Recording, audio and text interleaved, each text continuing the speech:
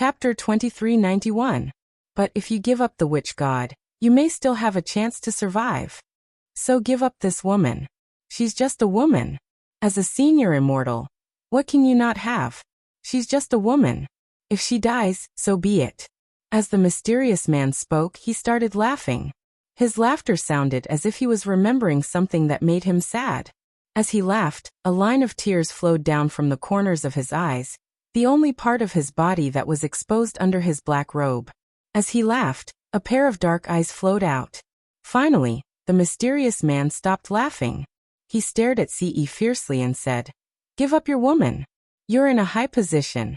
What can you not have? You can have a lot of women. For a woman? Is it worth it? If it weren't for a woman, would I have fallen to this point?" Yin Jian blinked from afar when she heard the frenzied words. Yin Jian covered her stomach. Although Ce had injected a strong spiritual power into her, the piercing pain only eased a little. If she were an ordinary woman, she would have fainted. Although Luo Jiajun, Luo Jiechen, and the others who were standing around did not understand the mysterious man's strange words, such as witch god and senior immortal, they were not stupid. The mysterious man meant that as long as Ce gave up on Yin Jian, he would have a chance to survive. From this, it was not difficult to tell that except for the mysterious man himself, this place was surrounded by his subordinates. As long as the mysterious man gave the order, his subordinates would attack Yin Jian. Ce was fighting against the mysterious man who had taken the 10,000 times potion, so he could not spare time to save Yin Jian. The mysterious man's subordinates would attack Yin Jian immediately. In everyone's opinion, Yin Jian must have no strength to fight back at this moment. The severe pain was enough to kill a living person. Yin Jian was already very good that she could stay awake and not fall down. If Yin Jian hadn't been pregnant and he hadn't attacked Yin Jian, with Yin Jian's strength, she would have been beaten by the mysterious man. At this moment, the mysterious man had also seen this point, so he had arranged this plan. If Ce gave up on Yin Jian, then with Ce's strength, it would be easy for him to escape safely. However, if he diverted his attention to protect Yin Jian, sooner or later, he would be attacked by the mysterious man and end up dead. Sinister. It was too sinister. Even Luo Jiajun and the others had realized this. Luo Jiajun couldn't help but think that if he were in Ce's shoes, he would probably hesitate to give up on Yin Jian. However, just when Luo Jiajun and everyone present thought that Ce would give up on Yin Jian, or even if he didn't give up, he would hesitate for a few seconds before replying to the mysterious man. Ce didn't even frown for a second before his mellow voice rang out firmly. For her, it's worth it. There are indeed many women in this world, but in my eyes, she's the only one who can be called my woman. Ce didn't even hesitate for a second. After the mysterious man finished his words, he suddenly responded. As he spoke, he glared at the mysterious man with bloodshot eyes. In front of everyone present, he spoke without the slightest bit of hesitation. His firm words made everyone present feel incredulous. Give up on her. If she dies, how can I live? Please remember the domain name of this book, mobile version of reading website. Chapter 2392. From the moment the mysterious man spoke, Ce didn't even have time to blink or hesitate. If she died, how could he continue living? Without her, he wouldn't be able to continue living. Whether it was the Sir God from 1,000 years ago, or the Ce from 1,000 years later, his survival, birth, growth, and even his position at the top were not for fame or status. They were all for her. The Sir God, the ruler of the God's continent, the leader of the Inhun organization. He could discard all of them because he only wanted her. Ce wasn't a selfless person. He wouldn't give up her outstanding qualities, just to protect his empire from falling into the hands of evil. Ce could be imperfect and not outstanding, but he couldn't lose her. Ce's mellow voice rang out. His words stunned everyone present for a moment. Luo Jiejun in particular was stunned. He stared with wide eyes. If the roles were reversed at this moment and he was Ce, he would definitely consider it seriously. In spite of it, Ce had never hesitated at all. Good, good, good. Since you want to be a pair of lovebirds, I'll fulfill your wish. The mysterious man laughed coldly and snapped his fingers. In less than half a second, More than 10 figures in black robes appeared in front of everyone from the mysterious man's subordinates, who were hiding in the boundary. Go and deal with the sorcerer goddess. Kill her, and then come and help me. The mysterious man laughed and officially entered Si Yi's eyes. What a pity. Although it's very touching, all of you still have to die. The mysterious man raised his voice as he spoke. Luo Jiejun and the others didn't even dare to let out a fart, let alone participate in this unbelievable event. At the same time, the men in black robes were already swarming toward Yunjian. When Si Yi saw this, he turned and walked towards Yunjian. Your opponent is me. Today I'm going to watch my woman die in front of you. The mysterious man's figure flashed as fast as lightning. In the eyes of Luo Jiejun and the others, it was as if a person flashed past them.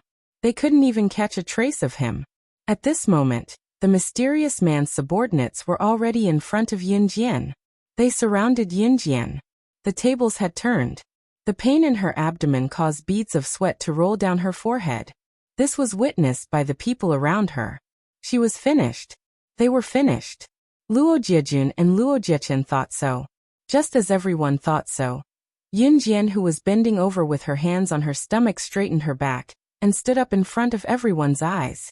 The butterfly's knife that had caused a storm in the god's continent. The original form of the saber was the god-vanquishing blade. She's going to, at this moment, Luo Jiejun, Luo Jiechen, and the mysterious man's subordinates were all stunned. However, just as everyone was wondering what Yunjian's intention was, Yunjian held the butterfly's knife in one hand and wiped the sweat off her forehead with the other. She revealed a red arc that shocked everyone present. Then in front of Luo Jiejun, Hongling Weizhe, and the mysterious man, she chuckled. I, the sorcerer god, led the Yulong continent to conquer thousands of continents 1,000 years ago. The meridians in my hands and feet were destroyed, and I was stabbed countless times. The pain was 10 times more unbearable than today. But in the end, I broke the heads of those people and pushed the Yulong continent to the throne of the first continent among thousands of continents. Do you think that I, the sorcerer god, can't fight just because of you and this little pain?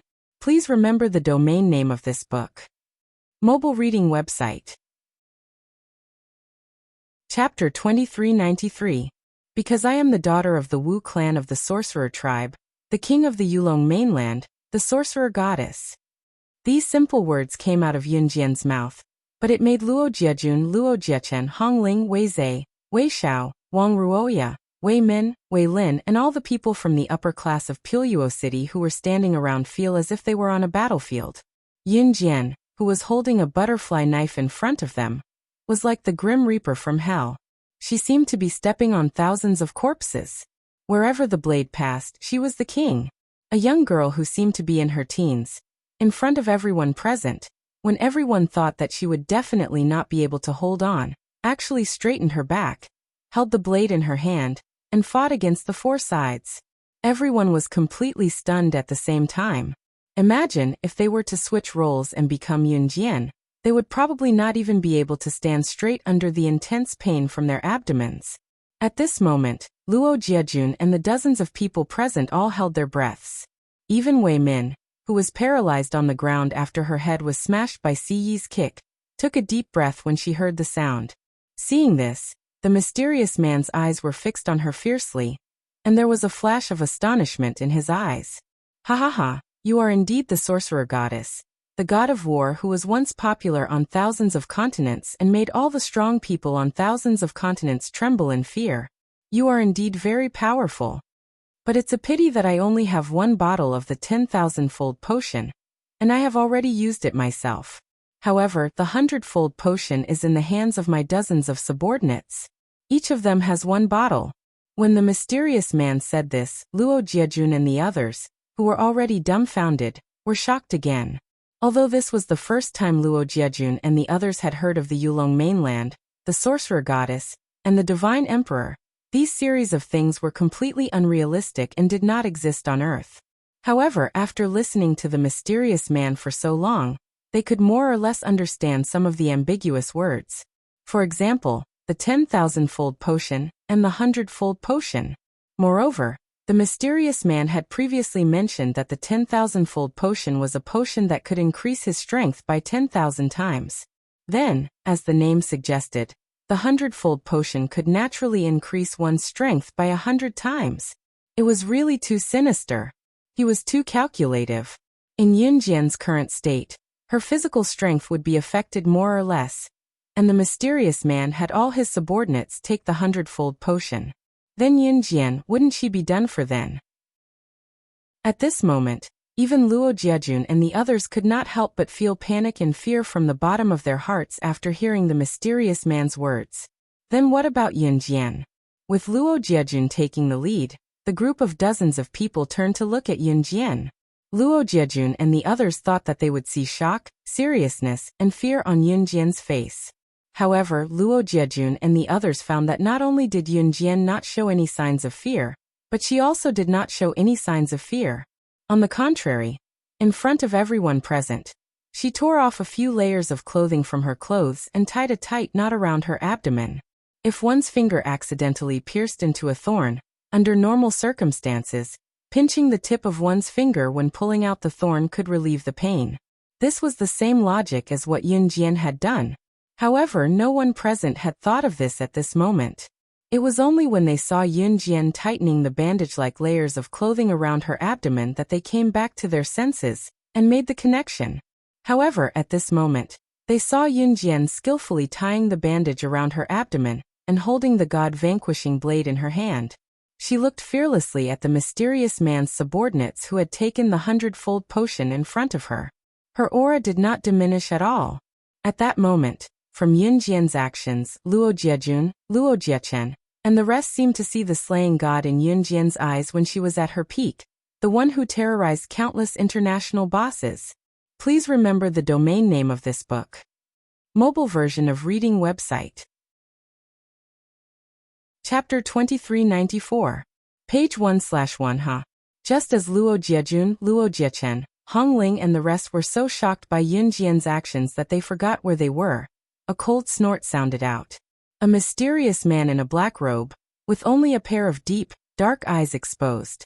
He was dressed in a black robe, and the black robe covered his entire body. What are you waiting for? Send the witch god on his way. The mysterious man bellowed, as he charged toward Si Yi's attack. At this moment, the black-robed men obeyed the order and charged towards Yunjian. She possessed a physique that thousands of continents could only dream of. Any immortal cultivator who came within 3 meters of her would lose all their spiritual energy instantly. However, not long ago, Yunjian knew that the mysterious man had developed a potion that could resist her special body constitution. Putting everything else aside, the mysterious man might not be as capable as Si Yi and Yunjian, but the way he came up with the potion and the dirty tricks he pulled were enough to prove that he was a formidable character. Back in the real world, the black-robed men surrounded Yunjian and attacked Yunjian from different angles. This attack caused Luo Jiejun and the rest to turn pale. This was basically forcing Yunjian into a dead end.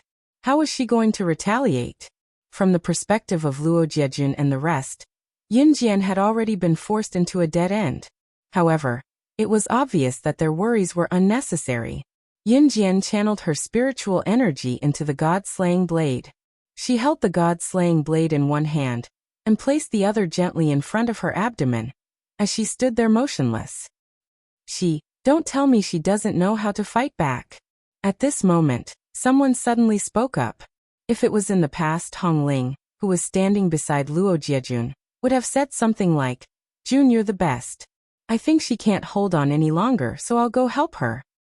Moreover, the words that came out of their mouths were lazy.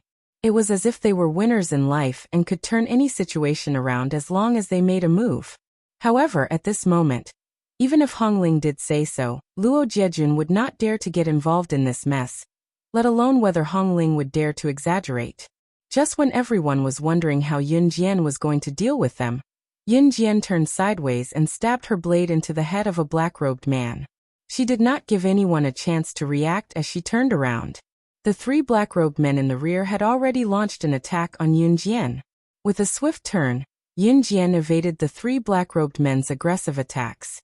At the same time, She went behind one of the black-robed men and stabbed the man's back where his heart was from his back. The god-vanquishing blade. As long as one was stabbed by the god-vanquishing blade, the black-robed man's soul would be destroyed on the spot. Yin Jian killed 2 of the black-robed men in one move. This made the rest of the black-robed men pause, and they didn't dare to step forward for a moment. The first 2 black-robed men that Yin Jian killed were the weakest among the group of black-robed men. However, just as Yin Jian was about to kill the 3rd black-robed man, she felt a huge pain in her abdomen. She gripped her butterfly knife tightly and did not even frown. She did not leave any loopholes for the black-robed men. If she left any loopholes, she would be sending herself to eternal damnation. On the other side, Ce attacked the mysterious man expressionlessly. The mysterious man kept defending. Rather than defending, it was more accurate to say that Ce stabbed her hand into the mysterious man's internal organs. The mysterious man immediately healed and couldn't be killed. Just as the mysterious man's hands, arms, and head were about to be healed by Ce again. It's time to end this boring game. Senior Immortal, prepare to die. The mysterious man had just finished speaking and was about to heal his hands, arms, and head. Is that so? A cold voice sounded. Ce's black eyes were bloodshot, and his voice was so cold that it made people tremble. His voice was so cold that it made people tremble. In the next second, he reached out and grabbed at the air. The organ that belonged to the mysterious man, which could have healed after being plucked out, was crushed in front of everyone's eyes, and turned into a pool of blood. No. How is this possible? The mysterious man's sharp voice sounded. He couldn't heal his wounds and his body was crushed by Ce's hand. However, before the mysterious man's voice fell, Ce's ruthless and cold voice sounded again. At the same time, he gathered the powerful spiritual energy that he had accumulated throughout his life, and attacked the mysterious man one last time. If you had attacked me from the beginning, you would still be fine. However, you attacked her, so you must die. Translator. Atlas Studios Editor. Atlas Studios. Chapter 2395. Translator. Endless Fantasy Translation Editor. Endless Fantasy Translation Translator. Endless Fantasy Translation Editor. Endless Fantasy Translation Translator. Endless Fantasy Translation Editor. Endless Fantasy Translation. If the mysterious man had only targeted Ce, Ce would not have cared if the mysterious man was dead or alive. But of all things, he shouldn't have touched his woman. You. Sir God. You were hiding your strength. The mysterious man's head and hands were crushed by Ce, leaving only his body and legs. He screamed at Ce from the depths of his soul. Although the mysterious man's head was no longer there, he could still speak. This was because when a high-level cultivator's strength reached a certain level, even if his body was destroyed, his soul would still be there, and he would not be considered dead. 1,000 years ago, Yin Jian, who was the sorcerer god, was killed by the mysterious man. Both his body and soul were destroyed and his soul should have been destroyed. Therefore, even though the mysterious man's body was destroyed by Ce, his soul could still scream. As long as a high-level cultivator's soul was not destroyed, he would at most be severely injured if his body was destroyed. When he found a new body, he could still be revived. However, it was not that easy to kill the soul of a high-level cultivator.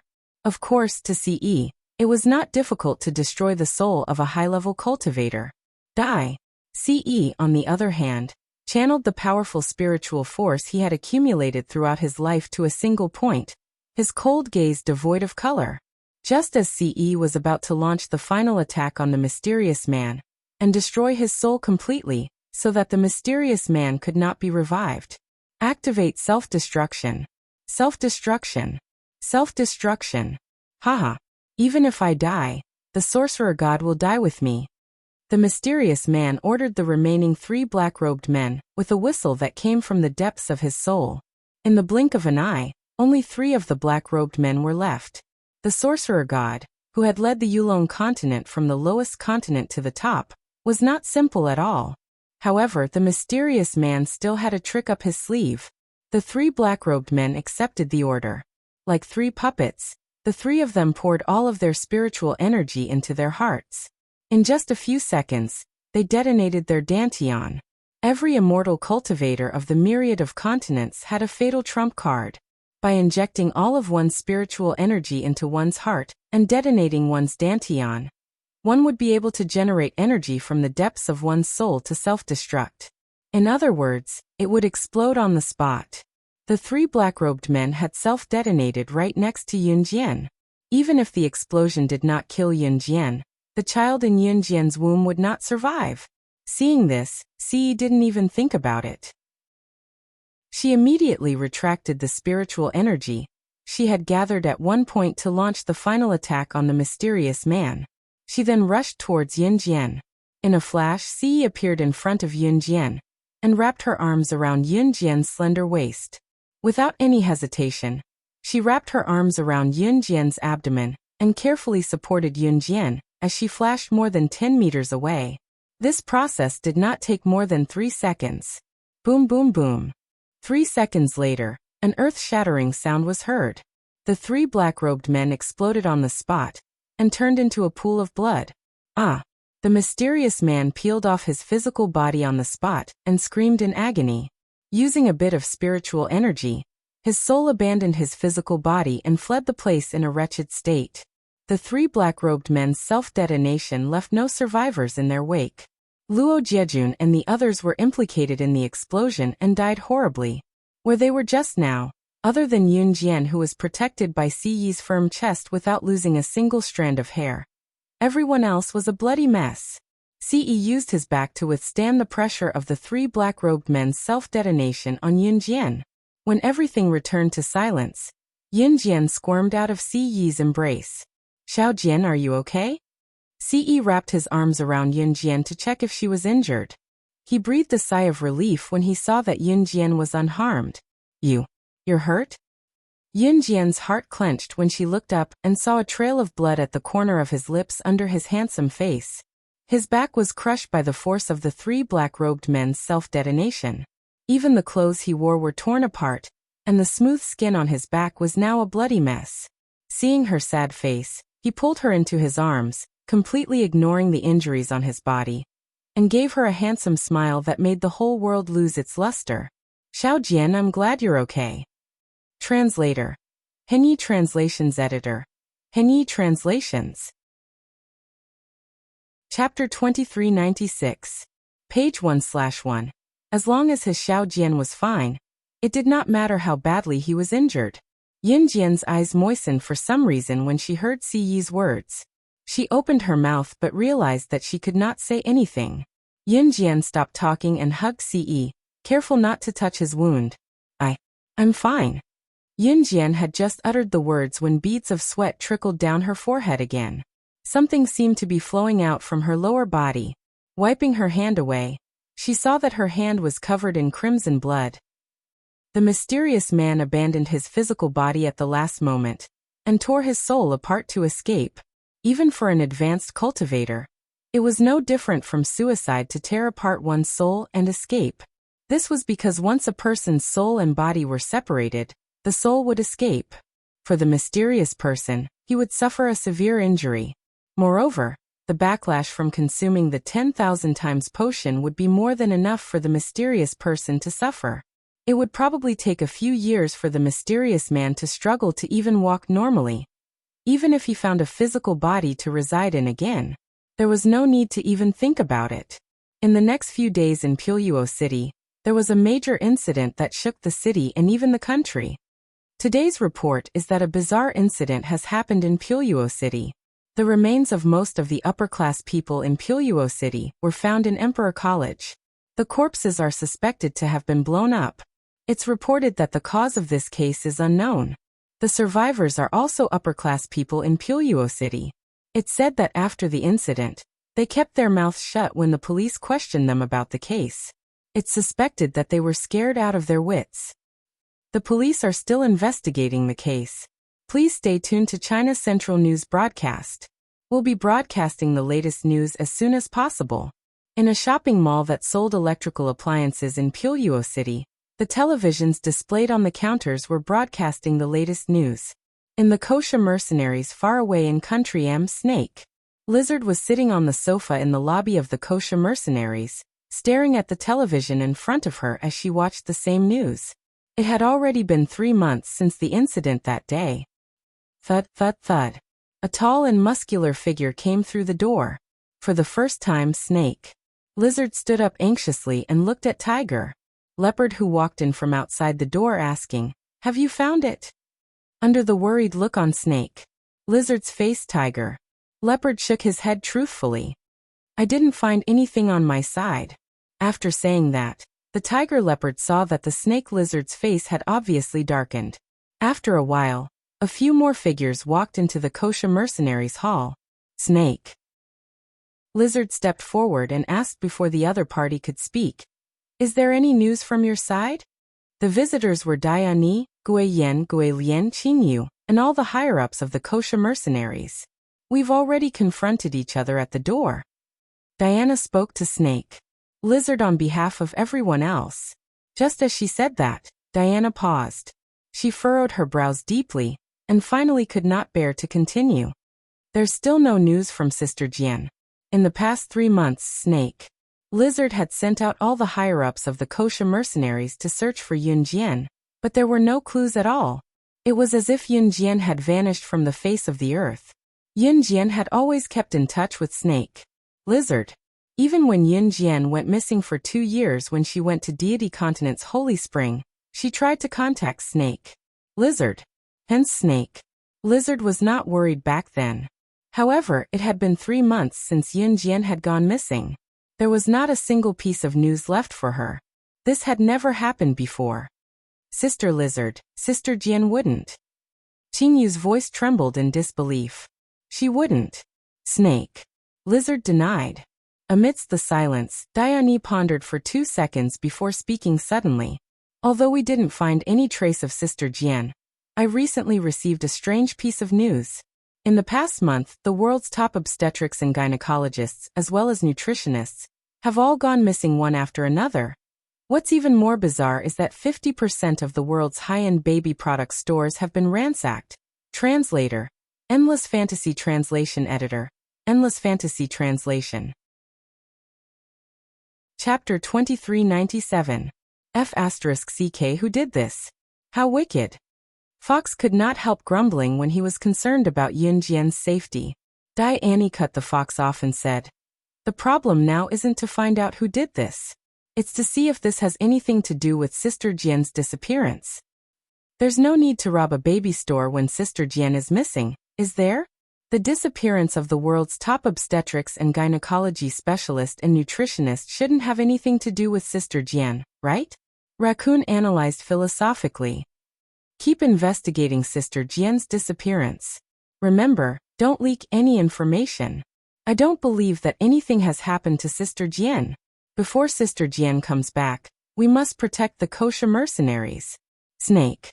Lizard cut off the men's speculations and said solemnly, The men nodded in unison at Snake. Lizard's words. A few days later, however, something went wrong and the disappearance of Slaying God, the top secret agent in the international ranking, the boss of the Kosha mercenaries, spread like wildfire internationally. Once the news was out, it was impossible to keep it under wraps. Needless to say, the news did not come from Snake, Lizard and her men. Despite the global uproar, Yun Jian, who was staying on an uninhabited island, did not hear a thing. It had been 3 months since the last incident. 3 months ago, Yun Jian almost had a miscarriage, but she was brought to this uninhabited island by CE without a word to recuperate. Forget about the possibility of a miscarriage. Yun Jian had gained weight from being fed by CE in the short span of 3 months. Her belly was obviously showing as well. This uninhabited island was very secluded. Normally, no one would come to this island. At the same time, Yun Jian was sunbathing under the sun. CE, on the other hand, sat beside Yun Jian and kept his hand on Yun Jian's stomach, caressing it softly every once in a while, and leaning his ear against it to listen to the movements in her stomach. Until the arrival of Morrison. Young master, 10 years' worth of premium baby products and clothes for 1 to 10 years old have been prepared. Mo-sun told CE with a smirk, maintaining his solemn demeanor. Yes. CE nodded and tousled Yun Jian's hair, asking Yun Jian in an indulgent voice, Xiao Jian, are you hungry? Yin Jian realized that Si Yi's favorite question was, are you hungry? After asking her if she was hungry, he asked if the baby in her stomach was hungry. I'm not hungry. Yin Jian pursed her lips and said, are you hungry? As expected, Si Yi immediately asked. Cough cough. The questions came one after another. Even Mo-san, who was standing at the side, had calluses on his ears. After all, for Mo-san, who was still a virgin, this topic was too ambiguous. Young master, I'll take my leave first. Have a good time with young madam. Contact me anytime if you need anything. Morrison slipped away after that. Time passed quickly. In the blink of an eye, it had been almost a year since the incident. Many things happened in this 1 year. For example, Qin Yiru and Gu Yunjian's child was born. It was a chubby boy named Gu Xing, implying that they wished him happiness and peace for the rest of his life. On the 1-month anniversary of Qin Yiru and Gu Yunjian's child's birth, Qin Yiru and Gu Junjian held a banquet and invited their friends and family. Although Yunjian and Si Yi were not there, Qin Yiru was not surprised. Shuang, Morrison, Adam, and even Lin Wei were there.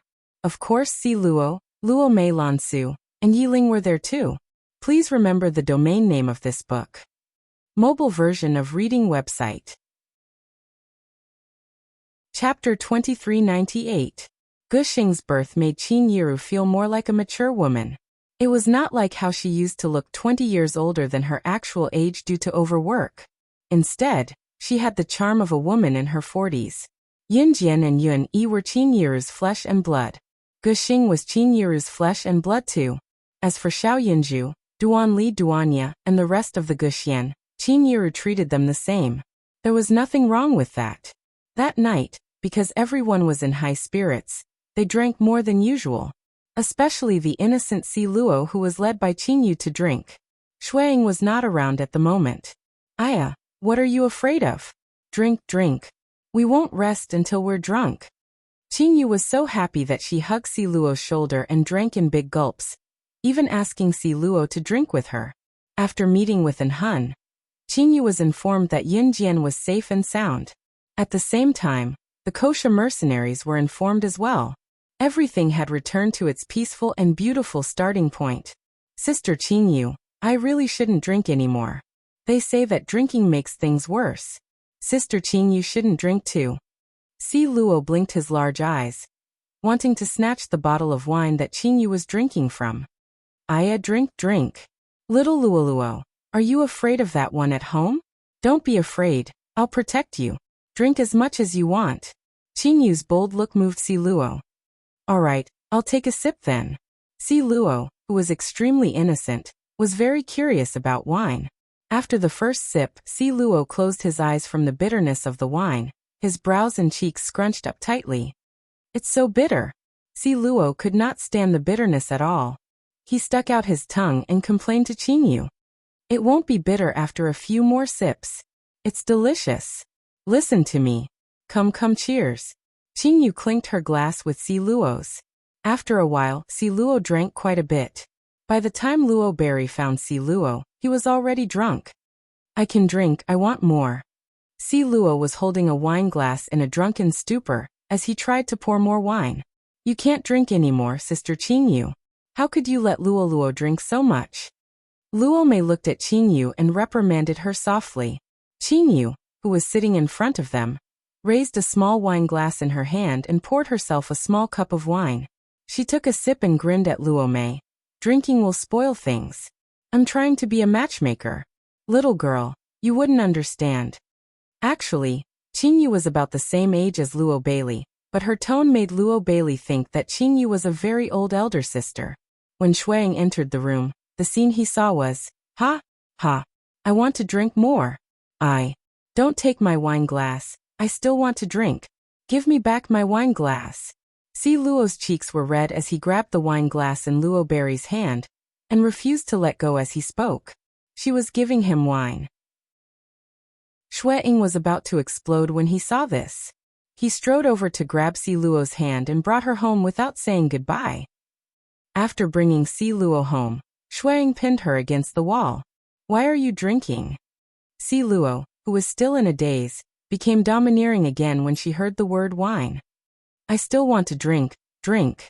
Give me wine, I want to drink. Si Luo was still tugging at her clothes as she spoke. Her body was warm from the strong alcohol, so she wanted to take off her jacket to continue drinking. However, she did not take off her jacket when she tugged at her clothes. Instead, her voluptuous breasts were exposed under her collar. Shuang was speechless. His beloved woman was tugging at her clothes in front of him. This scene shocked Shuang so much that he turned his head away immediately. However, when he did, Shuaying's eyes met with Si Luo's cherry-red lips. They were pink and tender. You asked for it. I'm not a decent person either. Shuang punched the wall and held the back of Si Luo's head as he kissed her. A night of madness. Please remember the domain name of this book. Mobile version website. Chapter 2399. Shuang had tolerated Si Luo for a long time now. Seeing Si Luo tugging at his clothes and the corners of his clothes, he could no longer hold it in. However, what made Shuang lose control was that Si Luo had tugged on the wrong clothes. Grabbing the collar and pulling it down, Shuang took in the beautiful view below. It was no wonder that Shuang could not hold himself back and pounced on her.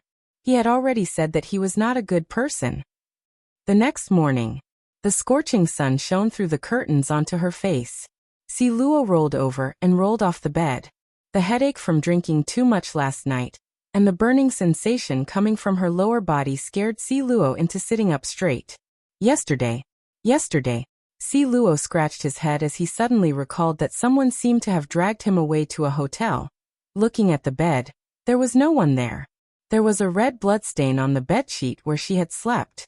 Si Luo had been led astray by Qing Yu and Luo Berry, so she was no longer as innocent as before. Of course, she knew what it meant to see the bloodstain on the bed and the swelling pain coming from her lower body. Si Luo stood up absent-mindedly and ran out of the hotel room after putting on her clothes like she was escaping. She had been raped. That was Si Luo's first reaction. At Qing Yu's house, Qing Yu, Leng Mei, Gu Nianji, who had returned from the Divine Continent, and Luo Berry were playing mahjong. La la la. I finally won this time. You guys can wash my clothes for the next 2 days. You're welcome. Qing Yu put the mahjong tiles on the table and stood up. Turning around, she faced Leng Mei, Gu Nianji, and Luo Berry with her butt and made a face at them. Didn't I go easy on you this time? That's why you won. I pitied you, so I went easy on you. Let's play another round if you dare. I'll make you kneel down and call me daddy. Leng Mei stepped on the bench and hooked her pinky at Qing Yu. No, I'm not playing anymore. The Primetime Calabash Brothers is replaying. I'm going to reminisce about my childhood. You guys play on your own. Qing Yu stuck her tongue out at Leng Mei and ran back to her room. She had only taken 2 steps when someone knocked on the door of Qing Yu's suite. Who is it? Qing Yu ran to open the door in a pair of bunny slippers. Just as the door was opened, a petite and pitiful figure pounced into Qing Yu's arms. Sister Qing Yu. Woo. Si Luo threw himself into Qing Yu's arms and bawled even louder. What's wrong? What's wrong? Who bullied you? I'll beat him up for you. Qing Yu quickly patted Si Luo's back and asked. Yesterday Si Luo sobbed. She had been raped. He didn't even know who the other party was. But how could she have the nerve to say such words? It's fine. Tell me, I'll make the decision for you. If any man dares to bully you, I'll castrate him. Qing Yu flexed her muscles. Sob. I was raped. Si Luo really said it out loud. She cried even harder as she spoke. Sister Qing Yu, I don't want to see him anymore. Can you take me away? Si Luo felt sorry for Shuang.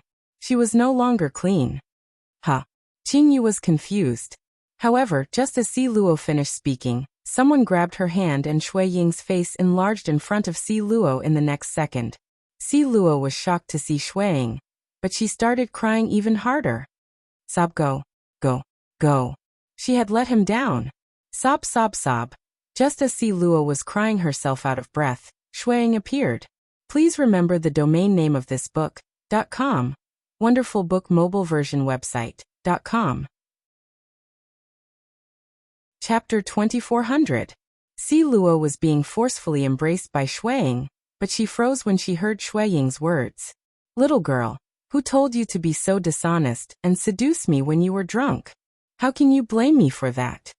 Shuiying thought that Si Luo was no longer upset after knowing that it was him who did it last night.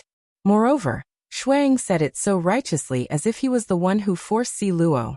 Who would have thought that Si Luo would sob loudly after 2 seconds of silence when she heard Shuiying's words? She even slapped Shuiying's shoulder and shouted, "Go away! Go away! I don't want to see you again." Shuiying was speechless. What was going on? He knew from Qingyu that his Luo Luo had feelings for him too. He had only made his move a little earlier yesterday, so why was she unhappy when she heard that it was him? Shuiying was stunned but quickly recovered. He pulled Si Luo into his arms again. "Alright, don't be angry anymore. I admit that I took advantage of you yesterday."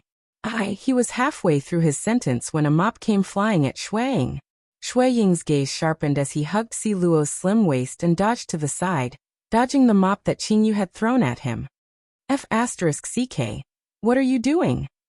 Shuiying could speak warmly and gently to Si Luo, but he wasn't so friendly to anyone else.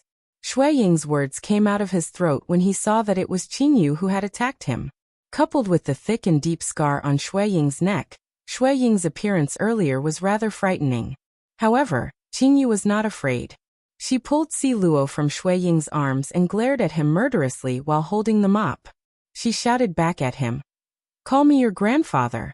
You can come and take my little Luo Luo away after you reflect on your mistakes. Otherwise, don't even think about entering my house." Qingyu did not care about how dark Shuiying's face was as she slammed the door shut with a loud bang. The sound was so loud that the neighbors next door jumped. She even locked the door after closing it. Shuiying was afraid that Si Luo would cry, so he did not forcefully pull him back. If Si Luo cried, it meant that he was really wrong. Qingyu might be right. But where did he go wrong? Shuiying flicked his short hair. Since he couldn't figure it out, he decided not to think about it anymore. He scratched his head and heard Si Luo's cries coming from the room. He didn't dare to open the door for fear that Si Luo would cry even harder. Shuiying turned around and left. Rushing to Gu Yunjian's house, Shuiying told Gu Junjian and Qin Yiru everything that had happened yesterday, and asked them what had happened to Si Luo. After all, only Gu Junjian and Qin Yiru had more experience here. Unexpectedly, after Gu Junjian and Qin Yiru heard Shuiying's words, Qin Yiru laughed crisply. She patted little Gu Xing's back and laughed heartily. "You guys are so stubborn. You don't know how girls think. Look at you. Auntie, don't keep me in suspense," Shuiying asked anxiously. Qin Yiru pulled little Gu Xing's short legs forward and stopped keeping him in suspense. "You guys are so good. Girls care a lot about their first time, but you took advantage of her when she was drunk last night, and she lost her first time in a daze. This means that she lost a beautiful memory in her life. How could she care about you?" Qin Yiru's words stunned Shuiying. He had not thought of that. Therefore, Shuiying bid farewell to Gu Junjian and Qin Yiru and rushed to Qingyu's house. What an idiot in love. Qin Yiru could not help but shake her head and complain as she watched Shuiying leave with his long legs. "Weren't you also an idiot in love before you married me?" Gu Junjian reached out to scratch Qin Yiru's nose and said with a smile. "How is that the same?" Qin Yiru held little Gu Xing's but and gently grabbed her hand to gesture at Gu Junjian. Gu Junjian laughed heartily again. Ring ring ring. Just as Gu Junjian was laughing heartily, an urgent ringtone suddenly rang. After picking up the call and chatting for a while, Gu Yunjian's brows that were still laughing earlier calmed down slightly. He turned to look at Qin Yiru and said to Qin Yiru, "I'm going out in the afternoon. Wait for me at home." "Okay." Qin Yiru answered, but she did not mention the content of Gu Yunjian's call for the time being. In a certain tea house in an empty private room, Gu Junjian sat at a large table.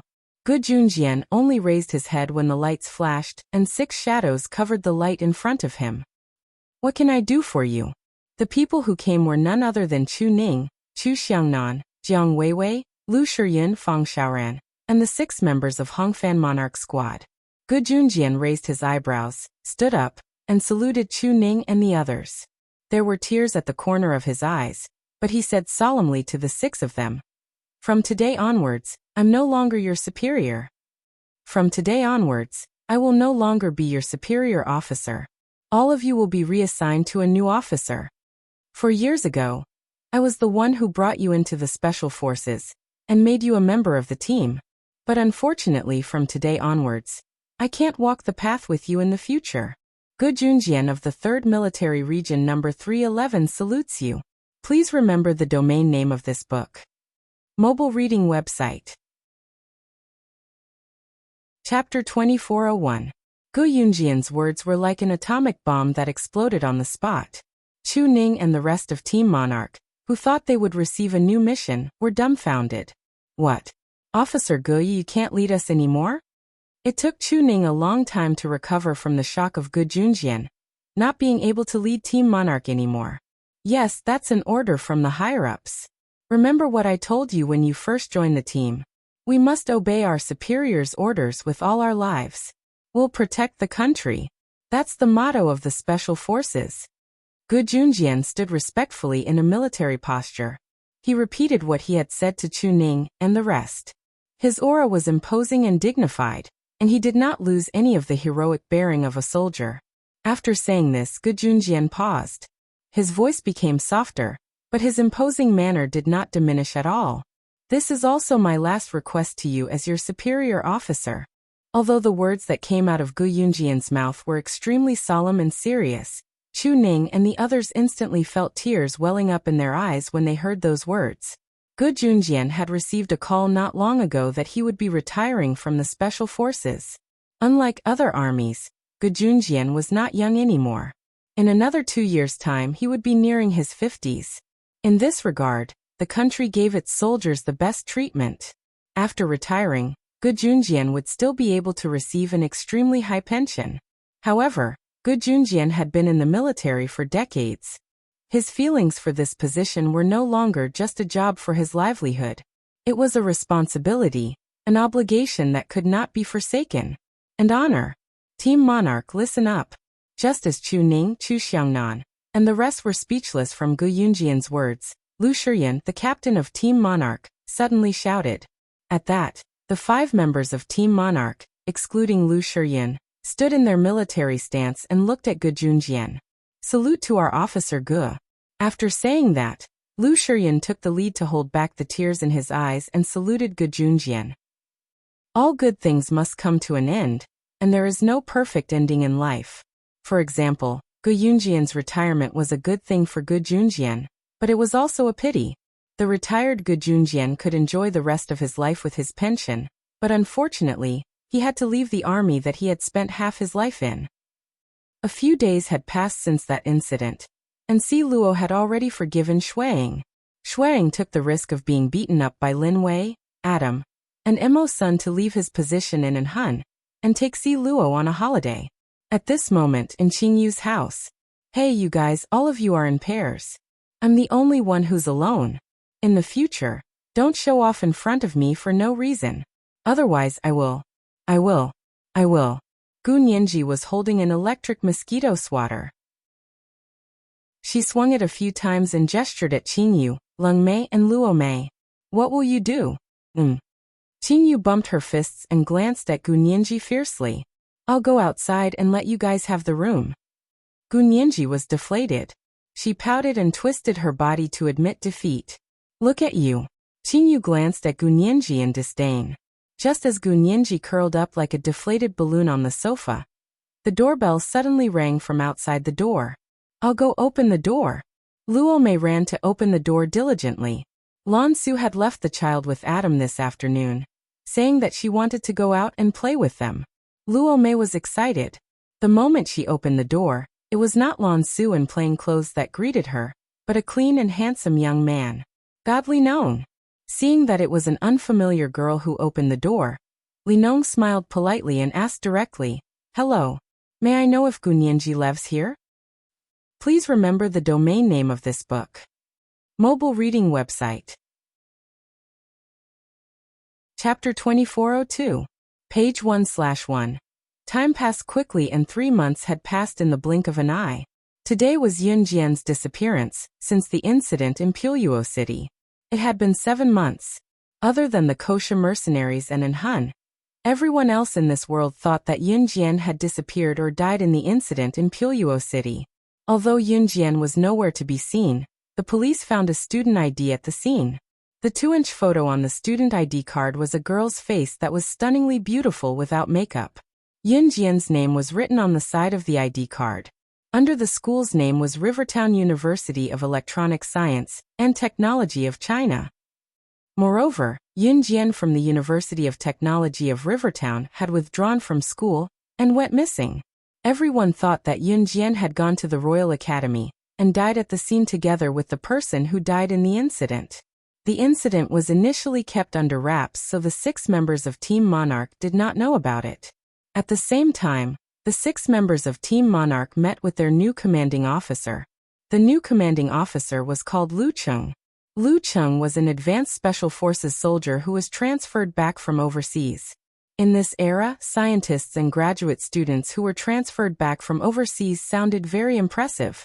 Of course, some of them would be proud of being students who returned from overseas while others kept a low profile and were unknown to the public.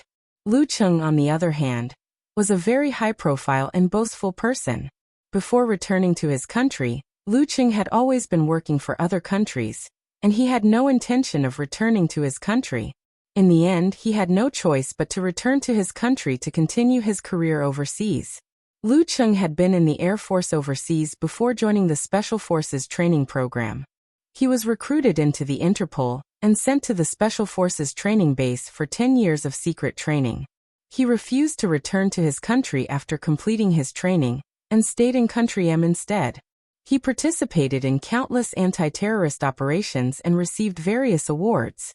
This caused Lu Cheng to be arrogant and even looked down on the Special Forces soldiers trained by his country. When he saw Chu Ning and the others, Lu Cheng frowned. He then glanced at Chu Ning and the others with an indifferent expression. "I heard you're from Team Monarch?" "Yes, Officer Lu." Captain Lu Shiyan answered on behalf of Team Monarch. "Call me Officer Lu in the future. Don't forget it," Lu Cheng suddenly shouted. The 6 members of Team Monarch called out again obediently. Lu Cheng nodded in satisfaction, then said, "I don't know how your previous officers trained you, but you must remember that in the future, all of your combat methods must follow my instructions. So please forget all your previous battle plans. You're not allowed to make the slightest mistake here. Otherwise, you can pack up and leave. Do you hear me?" Lu Cheng was an advanced Special Forces soldier who had returned from overseas. His capabilities were impressive, and his military rank was higher than Gu Yunjian's. On this point, Lu Cheng's sense of superiority was already very obvious. "Yes, sir." The 6 members of Team Monarch could only respond to Lu Cheng. "Also, I've brought back 2 teams of Special Forces soldiers who are similar to your age from overseas. Since you're still young, all 3 teams will fight side by side in the future. I'll send you to complete missions that aren't difficult. Also, Team Monarch's capabilities should be the weakest among the 3 teams. I hope you'll work harder in the future. The other 2 teams graduated from top international Special Forces schools while you're just students studying in domestic military schools. I hope you know who's stronger and who's weaker." Top reading website, M. Chapter 2403. Translator, Endless Fantasy Translation Editor. Endless Fantasy Translation. Page 1/1 Translator. Endless Fantasy Translation Editor. Endless Fantasy Translation. Lu Cheng had returned from overseas. Based on his past achievements, he was assigned to lead the 6 members of Team Monarch. It had been a long time since Yunjian participated in a mission with Team Monarch. Team Monarch was well known in Country Z, but Lu Cheng, who had returned from overseas, knew nothing about them. What Lu Cheng did not know was that even without Yunjian, the 6 members of Team Monarch, including Chu Ning, were young but capable and experienced enough to complete the mission on their own without working with any other team.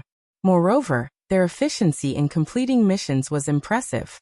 They had not even competed yet, and the new commanding officer, Lu Cheng, had already belittled them to be inferior to the other 2 teams who had returned from overseas like Lu Cheng.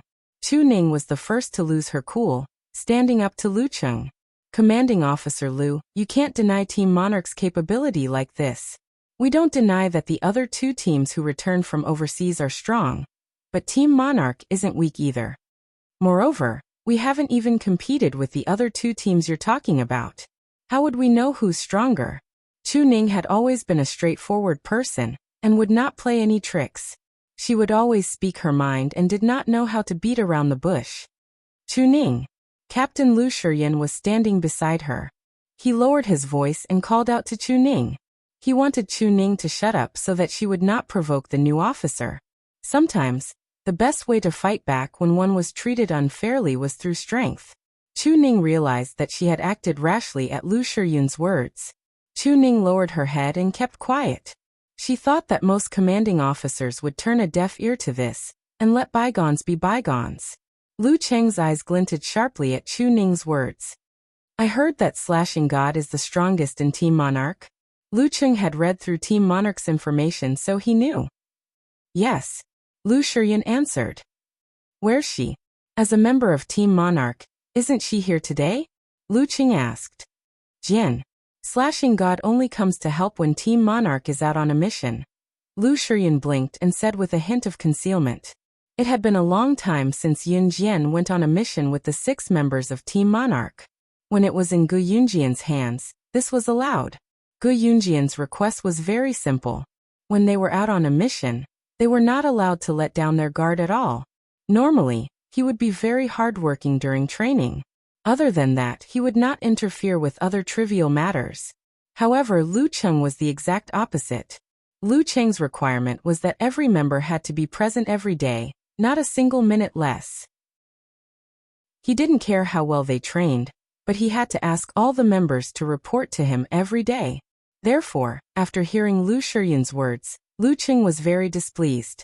The army is all about discipline. Rules. This was not a game. If she, the god of slaughter, did not come, then she would pack up and leave. Remember to pass on the words I said today to her one by one. With that, Lu Cheng looked hopelessly at the 6 members of Team Monarch before shaking his head. Who's the second strongest in Team Monarch? Lu Cheng asked at that moment. Me. Jiang Weiwei replied. Come here, Lu Cheng said. Seeing this, Jiang Weiwei was puzzled, but she still walked over. However, just as Jiang Weiwei and the others walked up to Lu Cheng reached out, grabbing Jiang Weiwei's wrist with his left hand and pressing both her wrists together with his right. He lifted his leg and kicked Jiang Weiwei to her knees from behind, subduing her. You've never competed before? How do you know how strong you are compared to the other 2 overseas teams? Ha! This is Haitang, the second strongest in Team Monarch. Weak. So weak that you can't even take a hit. How can you compare yourself to the other 2 teams that returned from overseas? Translator. Atlas Studios Editor. Atlas Studios. Chapter 2404. Translator. Endless Fantasy Translation Editor. Endless Fantasy Translation. Page 1/1. Haitang was Jiang Weiwei's code name. Lu Cheng never talked about real names, only code names. Unless they were close to Lu Cheng. Jiang Weiwei did not expect Lu Cheng to be her opponent. After she was subdued, she struggled to no avail. The 6 members of Team Monarch were not that angry at first, but after hearing Lu Cheng's actions and words, their rage reached its peak. However, since Lu Cheng was their current commanding officer, none of them dared to do anything further. After all, Lu Cheng was a commanding officer, and was already 38 years old. He had been recruited into Interpol, and was later sent to the Special Forces training base for 10 years of secret training. It was normal that Jiang Weiwei was no match for him. Is there anyone else who disagrees with my arrangement? Lu Cheng grabbed Jiang Weiwei's shoulder with one hand, and both her wrists with the other. He pinned Jiang Weiwei to the ground like a police officer arresting a criminal. Before Jiang Weiwei could react, Lu Cheng had already attacked her. Moreover, Lu Cheng pinned Jiang Weiwei to the ground in one go. He did not control his strength at all. Jiang Weiwei's shoulder was in so much pain that she could not breathe. Seeing Jiang Weiwei's pained expression as the captain, Lu Shiyan could only submit for the time being. No, that was against his will. That's good. Lu Cheng let go of Jiang Weiwei and said a few more words before leaving Team Monarch to practice on their own. A few days later, Chu Ning and the others sat paralyzed in a coffee shop. I'm so tired. I missed the time when Yin Jian was around. Chu Ning wiped her sweat and sighed. Tiredness was caused by the training. In fact, they did not train much under Lu Cheng. However, the reason why they were so tired was because Lu Shiyan and the others were pressuring themselves. They were not convinced. They wanted to strengthen themselves. Order a cup of coffee. We'll continue training after that, Lu Shiyan said. Everyone agreed. Then Chu Ning saw a newspaper on the table. Although she flipped a page, a huge headline caught her attention. She could not help but read it aloud. Breaking news. The female doctor with the highest delivery success rate in the world, Lin Nada, has gone missing for days. What are you reading? Chu Xiangnan poked his head over to read the newspaper when he heard that. Chu Ning had finished reading the reporter's report. Oh my God! This Lin Nada is the world's best in obstetrics and gynecology. She seems to have been kidnapped. The kidnapper. Is the kidnapper out of his mind? How dare he kidnap a female doctor in the department? On the deserted island, uninhabited, Chu Ning and the others. Inside a simple yet clean house. See. Calmly. Translation Translation Jiang her she was translation as her translation was translation. His translation is Li. Translation is translation for 99 translation. Impregnant over women. Was that it in Lu her? Just like now when he kissed her, he had to avoid touching her stomach. As the kiss went on, Si's lips moved to Yun Jian's neck and trailed down. Xiao Jian. He called softly. It had been 2 months since Ce dared touch Yun Jian. As her stomach grew bigger, he did not even dare to press himself against Yun Jian. Amen. Yun Jian hummed in response to Ce, allowing him to do whatever he wanted. However, just as Ce was about to kiss Yun Jian's neck, she suddenly felt something sticky flowing out from her lower body and her stomach throbbed in pain. Translator. Endless fantasy translation. Chapter 2405. Page 1/1. It hurts. Yun Jian suddenly held her hand on her belly that was as big as a ball. Is she about to give birth? Xiao Jian, I'm going to be a father? Ce was delighted. In the next second, Ce's cries for help resounded throughout the entire island. Another 5 months passed. It was winter now. It had been exactly a year since the incident at the Imperial College. It was winter again, and the end of the year was approaching. There was only 1 month left before the 2004 New Year. It was still very cold in winter. The 6 members of Team Monarch had spent 5 months under Lu Cheng's leadership. These 5 months were very difficult for the 6 members of Team Monarch. At the same time, the 6 members of Team Monarch had met up with the other 2 teams. Today, Lu Cheng gathered the people from the 3 teams together. You will set off tomorrow. You will complete the first cooperative mission together. The difficulty of this mission is a little high, but I believe that with the T-Rex squad and the most awesome squad leading the way, this mission will definitely not be a problem, Lu Cheng said to the members of the 3 teams. Chief Lu, are you saying that you want us, Team Monarch, to provide cover? Lu Cheng had just finished when even Lu Shiyan, who had always been calm, blurted out in agitation. The 3 teams were all similar in age, and had joined the army at about the same time. Lu Cheng wanted Team Monarch's T-Rex squad, and the most awesome squad to take the lead. In that case, Team Monarch could only act as cover. As long as the mission was successful, all the glory would be taken away by the members of the Tyrannosaurus squad, and the most awesome squad.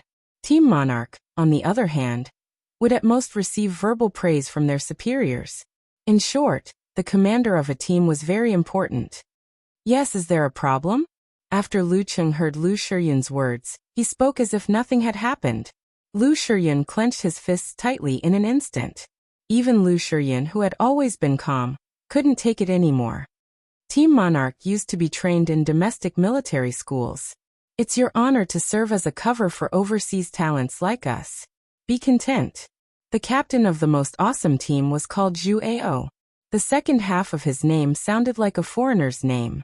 That was because Zhu Ao was born in a family where his parents hoped that he would become a student who had returned from overseas.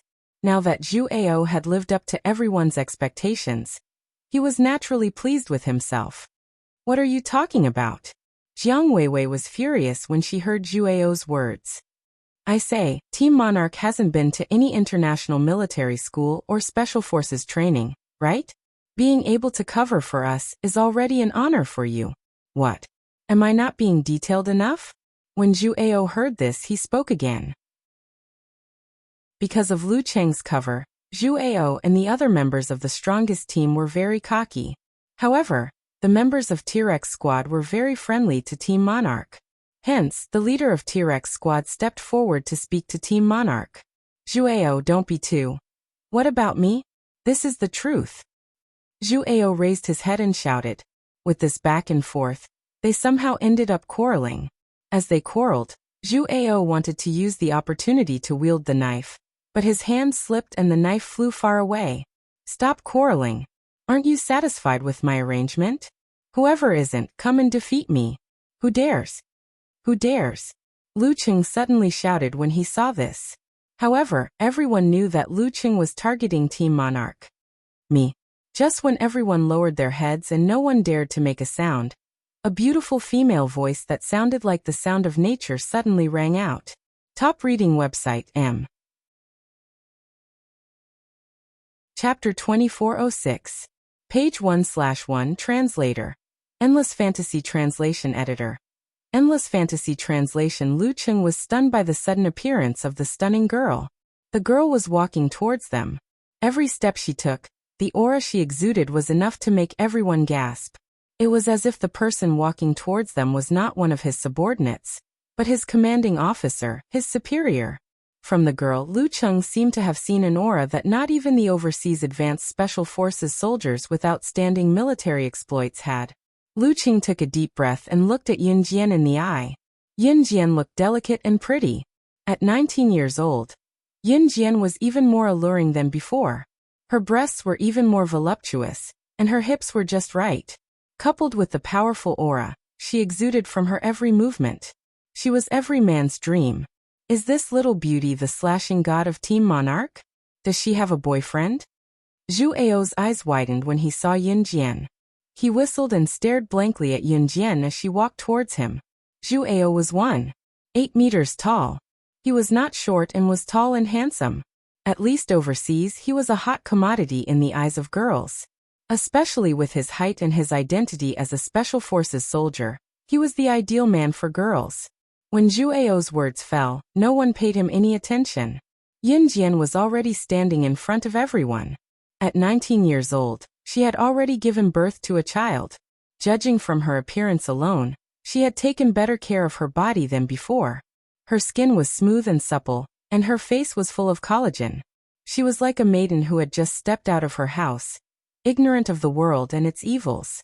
However, such a beautiful girl was holding a small knife that Zhu Ao had accidentally flung away earlier.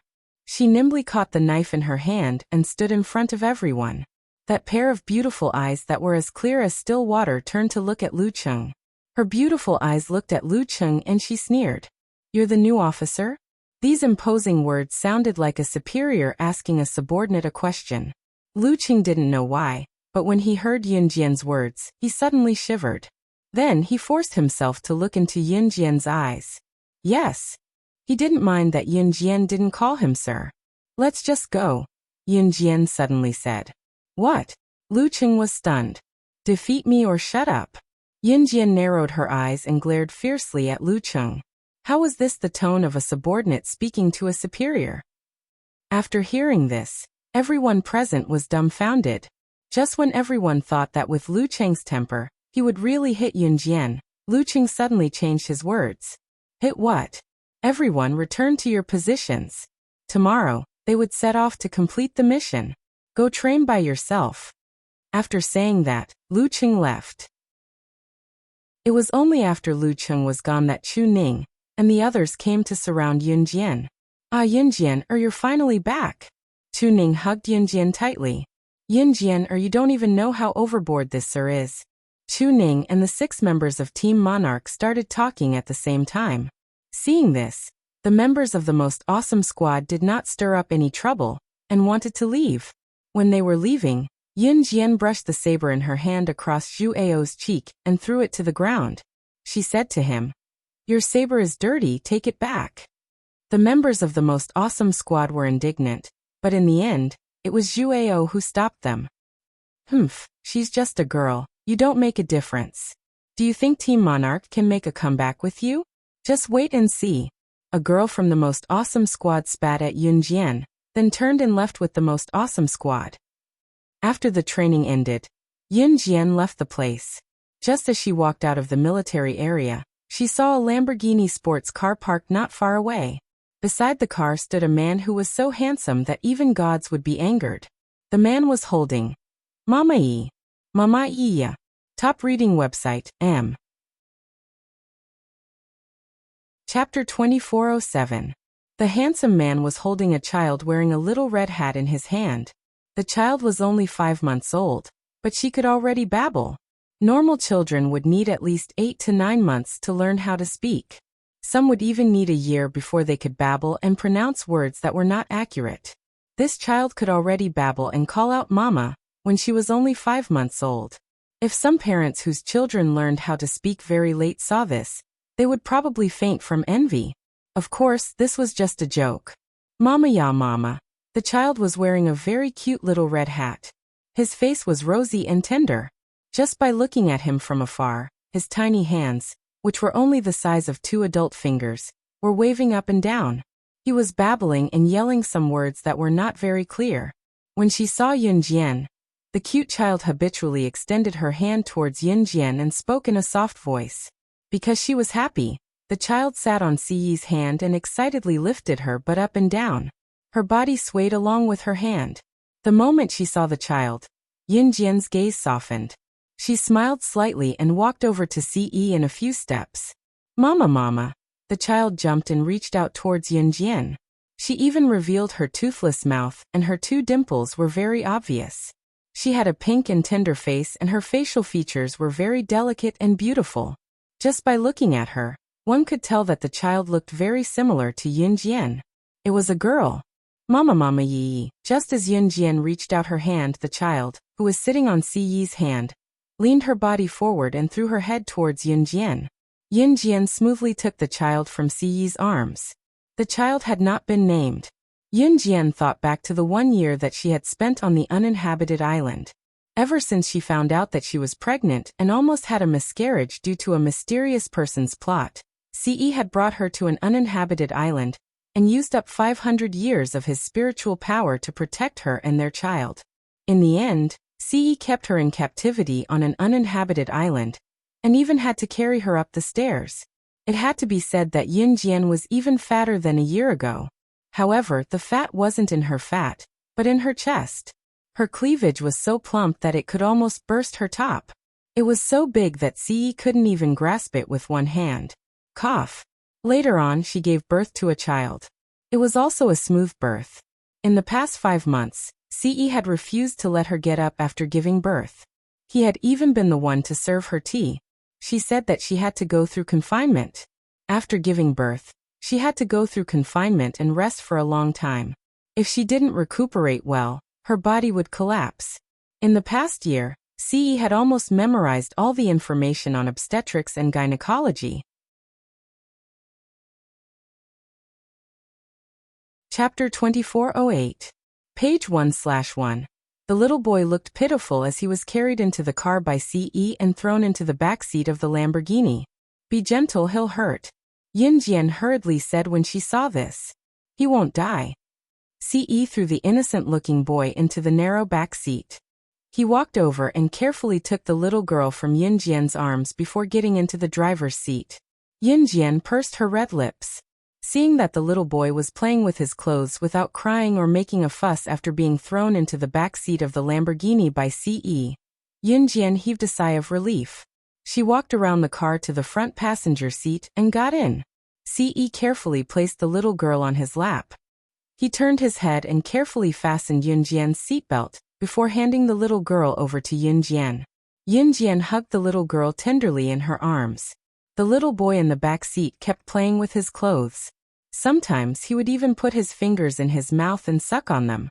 After sucking his fingers for a while, Yunjian turned her body and reached out to pat the little boy's finger away. She said softly, "Dirty. Dregs, dregs." The little boy was very smart. After hearing Yunjian's words, he mimicked Yunjian's pronunciation and said a few words. Then, the little boy reached out and stuffed his little finger into his mouth again. He sucked on it twice and made a tsk sound. When Yunjian saw this, she wanted to pull the little boy's hand out of his mouth. However, she did not expect the little boy to reach out his other hand and mimic how Yunjian had slapped his hand away. He reached out and slapped his own hand away. Then he made a sound that was not very accurate. Dregs. Yunjian was speechless. From the rearview mirror, he saw the little boy's obedient behavior and the little girl in Yunjian's arms. He could not get enough of her no matter how much he loved her. Siyi's handsome smile was enough to make heaven and earth lose its luster. In the next second, he stepped on the accelerator. The Lamborghini sped off and disappeared from the entrance of the military base. Yunjian's house. Adam and Emo's son were assigned a mission by Ciyi. It was a very noble mission with a very dangerous mission. Oh my God! How are we going to name it? It's already been 5 months, and we still haven't come up with a name. Seriously. Young master, isn't this making things difficult for us? You might as well be like my stinky brat, and give him a random name. What kind of name can we come up with? Adam was bored. The 5 Births Baby Naming Book of the 5 Birth Baby Names Book. As 5 Baby Names as 5 Babies 5 Birthdays as Baby Names Book. He had been flipping through the books for the past 2 days. Young master has given us a mission. Less talk, more action. We must complete it. Emo-san said to Adam methodically. These words caused Adam to roll his eyes towards the sky once again. Then he reached out and flipped through the pile of books in boredom. Good, good, good. Give it a name, give it a name. I cut some oranges. They're sweet and delicious. Eat some first before you continue. At this moment, Luo Berry walked over from the kitchen with a plate of fruits. Okay. Adam was almost dazzled by the pile of books. When he saw Luo Berry coming out with fruits, he threw the books aside and ate the fruits first. Emo-san was still flipping through the books. Adam, who had taken a bite of the oranges, suddenly said, "Oh right, I thought of a very nice and domineering name." Emo-san looked up at him. Adam said confidently, "A girl's name will be C the most awesome, and a boy's name will be C Woody." Top reading website, M. Chapter 2409. Translator, Endless Fantasy Translation Editor. Endless Fantasy Translation, page 1/1. Hearing Adam's words. Emo-san was speechless. Rockberry was sitting beside Emo-senator. She was peeking at Emo-san from the corner of her eyes as she stuffed an orange into her mouth and chewed it lightly. Hearing Adam's words, Rockberry suddenly reacted. Her brain was working faster than her hands. Before she could turn her head, she spat out the orange onto Emo-sen's trousers. Rockberry's face turned red as she quickly took the orange back from Emo-sen's trousers. I accidentally stumbled upon a certain secret location. Rockberry's face was almost as red as an apple. She lowered her head and could not help but laugh at the name Adam gave her. She was afraid that Emo-san would notice her awkwardness, so she lowered her head and tried her best not to let Emo-san notice her awkward action. Her fair and glossy hand was also holding the orange that she had accidentally spat out from her mouth. She was secretly retracting her hand. However, just as Luo Mei's hand was about to retract, a glossy hand grabbed her wrist before she could do so. Did he notice the awkwardness just now? Rockberry's face turned as red as a strawberry. Unexpectedly, Emo-san reached out and took the cut orange that Luo Berry had taken a bite out of. Then he stuffed it into his mouth. That's what I ate. Rockberry was stunned. When she realized that Emo-san had eaten something that she had eaten, her face turned as red as an apple. Ha ha ha. How is it? How's the name I gave you? Is it domineering enough? Look at how excited the two of you are. Am I so talented in giving names? Adam did not know how terrible the name he gave was. He stepped on the bench and looked at Rockberry and Emo-san confidently. After 2 seconds of silence, Adam said calmly, "When young master and young mistress come back, I'll tell them the name. You can go pack up your clothes." Emo-san raised his eyes and looked at Adam calmly as usual. What? When Adam heard Emo-san's words, he stared blankly. A cloud of suspicion flashed before his eyes. Pack his clothes? What for? Young master will tell you what to do. Emo-san glared at Adam, then lowered his head and continued reading the information in his hands. The flashy Lamborghini sports car was parked at the entrance of a baby training center in Longmen City. In order to avoid being recognized by acquaintances and causing unnecessary trouble, Yunjian deliberately wore a pair of sunglasses. The pair of black sunglasses on Yunjian's face covered her eyes, but it couldn't hide her exposed tender skin. Perhaps it was because she had given birth to a child, but Yunjian's skin was getting more and more tender. It was so tender that water could be squeezed out. Even when standing next to the little girl and the little fellow, Yunjian's skin was not inferior in the slightest. At that moment, Yunjian was carrying the little girl, while Ce was carrying the little girl. The two of them walked through the entrance of the infant training center. When they arrived at the entrance of the infant training class, Ce handed the little boy to Yunjian. Yunjian held them in each arm. "I'll wait for you in the car," Ce said with a gentle glance at Yunjian. Yunjian nodded and carried the two children into the infant training class.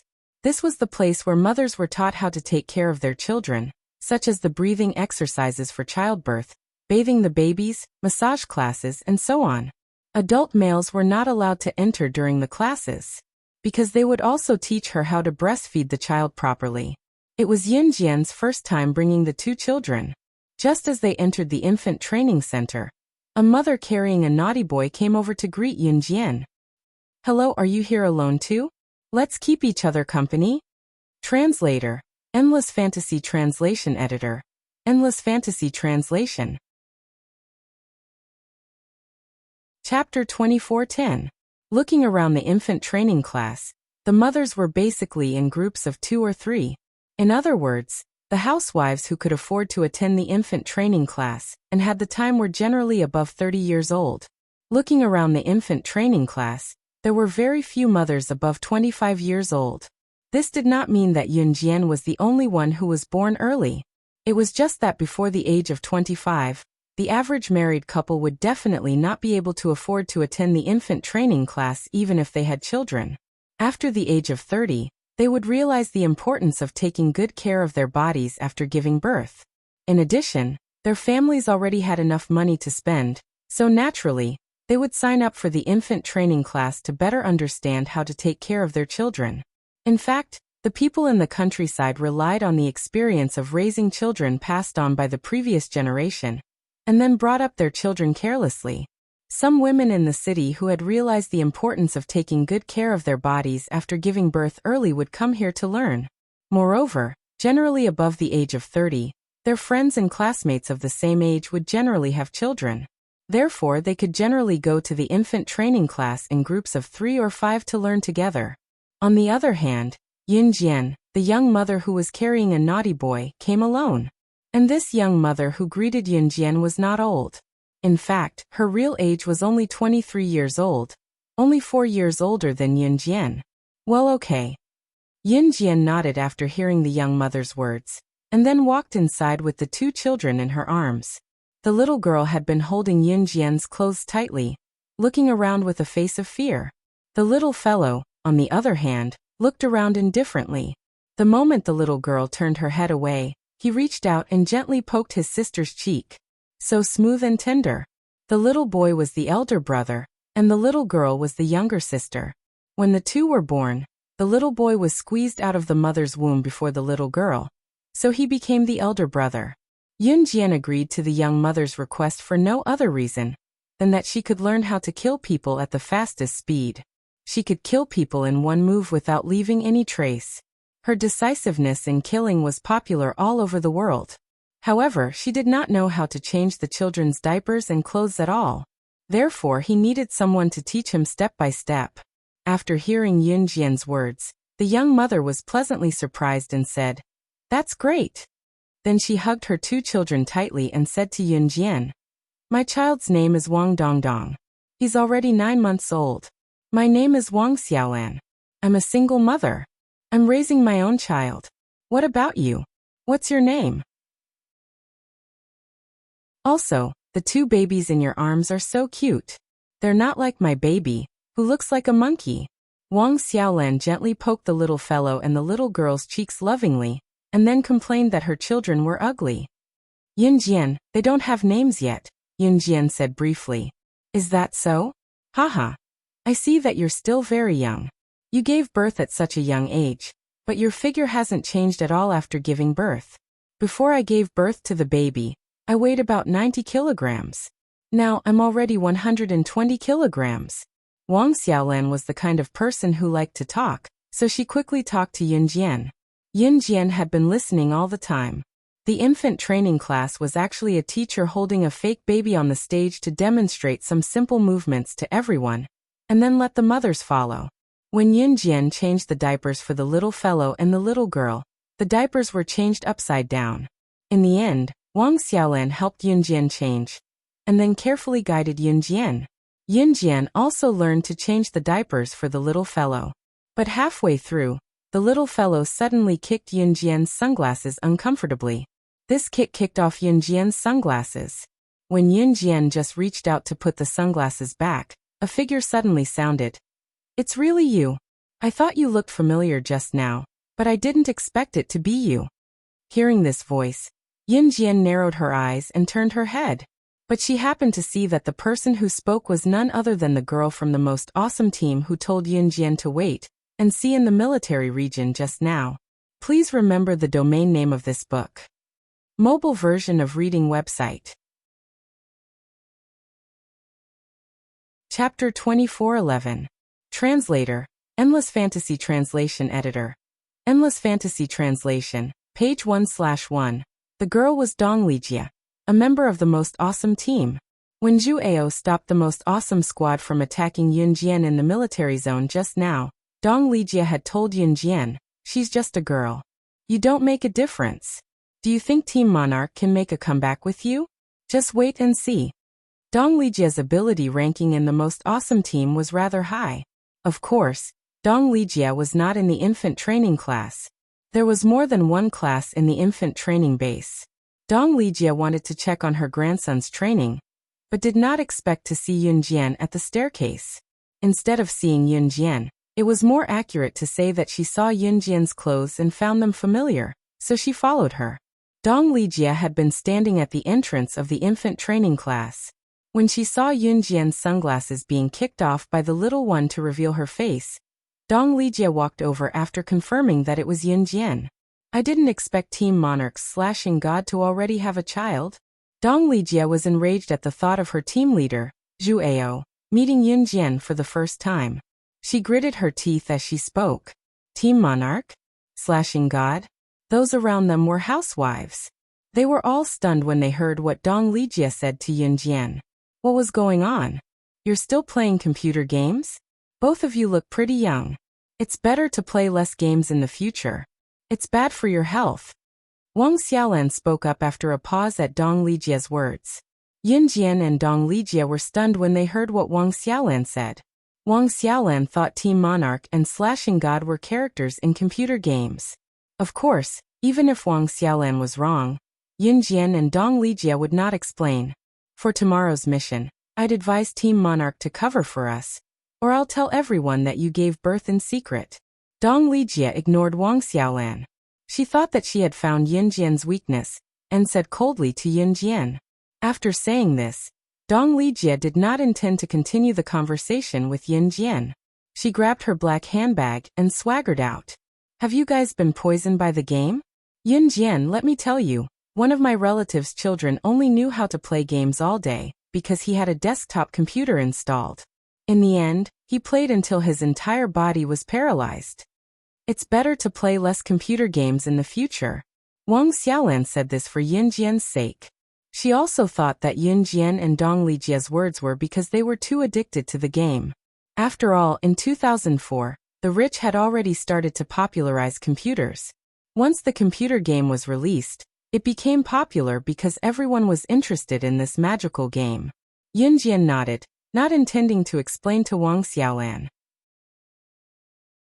However, just as Yunjian was about to continue learning how to change diapers, Dong Lijia, who had just left, came back. I forgot to tell you, slashing God. No matter how glorious your past achievements were, our most awesome team will make you admit defeat. We, who have returned from overseas, are different from you. Dong Lijia ran back just to say this. After saying this, she glanced sideways at the little fellow and the little girl. Seeing that the little fellow and the little girl were very delicate and beautiful, she couldn't help but feel a little jealous. When she turned, Dong Lijia even gave the little guy and the little girl a fierce grin. Shuh. But just as Dong Lijia turned her head to glare at the little guy fiercely, the little guy swayed his body and looked at Dong Lijia angrily, as if he knew that Dong Lijia was bullying his mama. He peed 3 times more than usual directly on Dong Lijia's face. Translator. Atlas Studios Editor. Atlas Studios. Chapter 24:12. The power of the boy's urine was as fierce as a rocket. It sprayed all over Dong Lijia's face, driving Dong Lijia to the brink of madness. The worst thing was that when Dong Lijia's face was suddenly sprayed with urine, she instinctively opened her mouth and screamed because she could not react in time. This heaven-defying boy's urine not only sprayed on Dong Lijia's face, but also flowed into Dong Lijia's mouth when she screamed. After he finished urinating, the little guy shook his body and giggled with a comfortable expression. The little girl and the little guy were both placed on the floor covered with a blanket. Now that she saw Dong Lijia's sorry state, the little girl seemed to know that this matter was very funny. She imitated the adults and clapped her hands with her soft feet. She couldn't even straighten her feet, and clapped her hands together. She even let out a giggle. In the end, the culprit who had peed all over Dong Lijia's face seemed to be amused by the little girl. The 2 children lay on the blanket like turtles that had been turned over, swaying and laughing. They looked so adorable that Yunjian's heart almost melted. He actually. Dong Lijia ran to the side as if she had gone mad. She put her hand over her mouth and dug out the urine in her mouth to vomit. It's okay. He's only a few months old. Boy's urine is very pure. Some places even use boy's urine to cook eggs. And the eggs taste so good. Quick, get a tissue and wipe it. At this moment, the infant training class teacher came over and handed a stack of napkins to Dong Lijia kindly. Dong Lijia reached into her mouth and dug. Seeing that she could not dig out the boy's urine that had accidentally flowed into her mouth, she vomited until her eyes were red and watery. She slapped the napkins away from the infant training class teacher and left Yunjian a harsh word before turning to leave while vomiting. Just you wait. I'll make Team Monarching you. You'll no longer have the right to stay in the army. With that, she ran away. Judging by her attitude, she probably ran to the hospital to have her stomach pumped. After Dong Lijia ran away, the teacher and Wang Xiaolan, who were left behind, were stunned. Yunjian, what did she mean by army? Wang Xiaolan asked Yunjian in a daze. It seemed like Team Monarch wasn't a game? You understand what I mean. Yunjian narrowed her eyes. She did not look at Dong Lijia again. Instead, she looked at Wang Xiaolan and said something that she did not fully understand. After that, she continued to learn the parenting style taught by the infant training class teacher. At the end of the day, Adam and Mawson still couldn't think of a good name. Yunjian and Ce only brought their children back to Longmen City when they were 5 months old. Due to Dong Ruan's presence as a high-ranking official, there was no rush to register them. Before registering, they planned to get engaged. It was 10:30 p.m. Yunjian coaxed the 2 children to sleep. After putting them in the cradle, she turned around and went to the bathroom in the bedroom, intending to take a bath and sleep. Unexpectedly, just as Yunjian stepped into the bathroom, Ce followed. Yunjian had just taken off her outerwear when she saw Ce coming over. Although both of them had looked at each other naked many times, she still blushed when Ce stared at her. Who would have thought that Ce would come over and press her against the sink, and then, "Don't, the children are still outside." When Ce carried her to the sink, Yunjian's cheeks were rosy. "Mama Young." Just as Ce was about to do something naughty, the children's voices rang in the bedroom. Hearing the voices, Yunjian dared not move an inch as if they were having an affair. In the next second, the children in the bedroom turned around. They were dreaming. They won't wake up. If they do, I'll throw them out of the door, Ce said unceremoniously. After that, he removed Yunjian's last piece of clothing. With a lift of his hand to her, but please remember the domain name of this book. Mobile version. Chapter 24:13. Translator, Endless Fantasy Translation Editor. Endless Fantasy Translation Translator. Endless Fantasy Translation Editor. Endless Fantasy Translation Translator. Endless Fantasy Translation Editor. Endless Fantasy Translation. The night was hazy. In the bedroom, the two children were sleeping in a large cradle beside the bed. The two children were breathing heavily, and their little mouths were opening and closing. If anyone saw their pink and tender little faces, they might not be able to resist the urge to pinch their little cheeks. All of a sudden, the older brother lifted his short leg and leaned sideways. At the same time, the little guy's leg pressed down on the little girl's stomach with a paw sound. The two children were about the same weight, but the little one's leg suddenly lifted and landed on her body. After all, the child was only 5 months old. Wah! The little girl suddenly burst into tears as she slept. The little one's short leg could feel the little girl's trembling as she cried. His face twitched and he frowned. The little one turned over and continued sleeping comfortably. In the bathroom, Yunjian, who was just one step away from the end, heard the little girl's cries and held on to Ce. She's crying. Yunjian frowned. Her heart ached so much that she wanted to go out and comfort the child. Let her cry. She'll sleep when she's tired. Ce grabbed her hand and refused to let her go. No. Yunjian wanted to say something, but her words were drowned out by Ce's handsome lips. He continued with his perverted actions. Outside the bathroom, the little girl closed her eyes and cried. Inside the bathroom, it was a romantic scene. In the end, the little girl was tired from crying and fell asleep on her own. The night was still long. At night, in the villa, the dim yellow light in the bathroom flickered until 2 in the morning. The next day, 5 in the morning. In winter, the days were short and the sky was still dark. Yunjian packed her equipment. Before leaving for the military base, she secretly kissed the two children. Qinyiru was now taking care of the children at home. Xiao Yunju, Duanli, and Duanya did not have to worry too much now. Qinyiru placed all his attention on Guxing and Yunjian. After Yunjian left, Ce returned to an Hun group after 2 days in Longmen City. Before he left, however, Ce left Adam and Emo's son behind to protect the children. Ce loved his and Yunjian's children very much.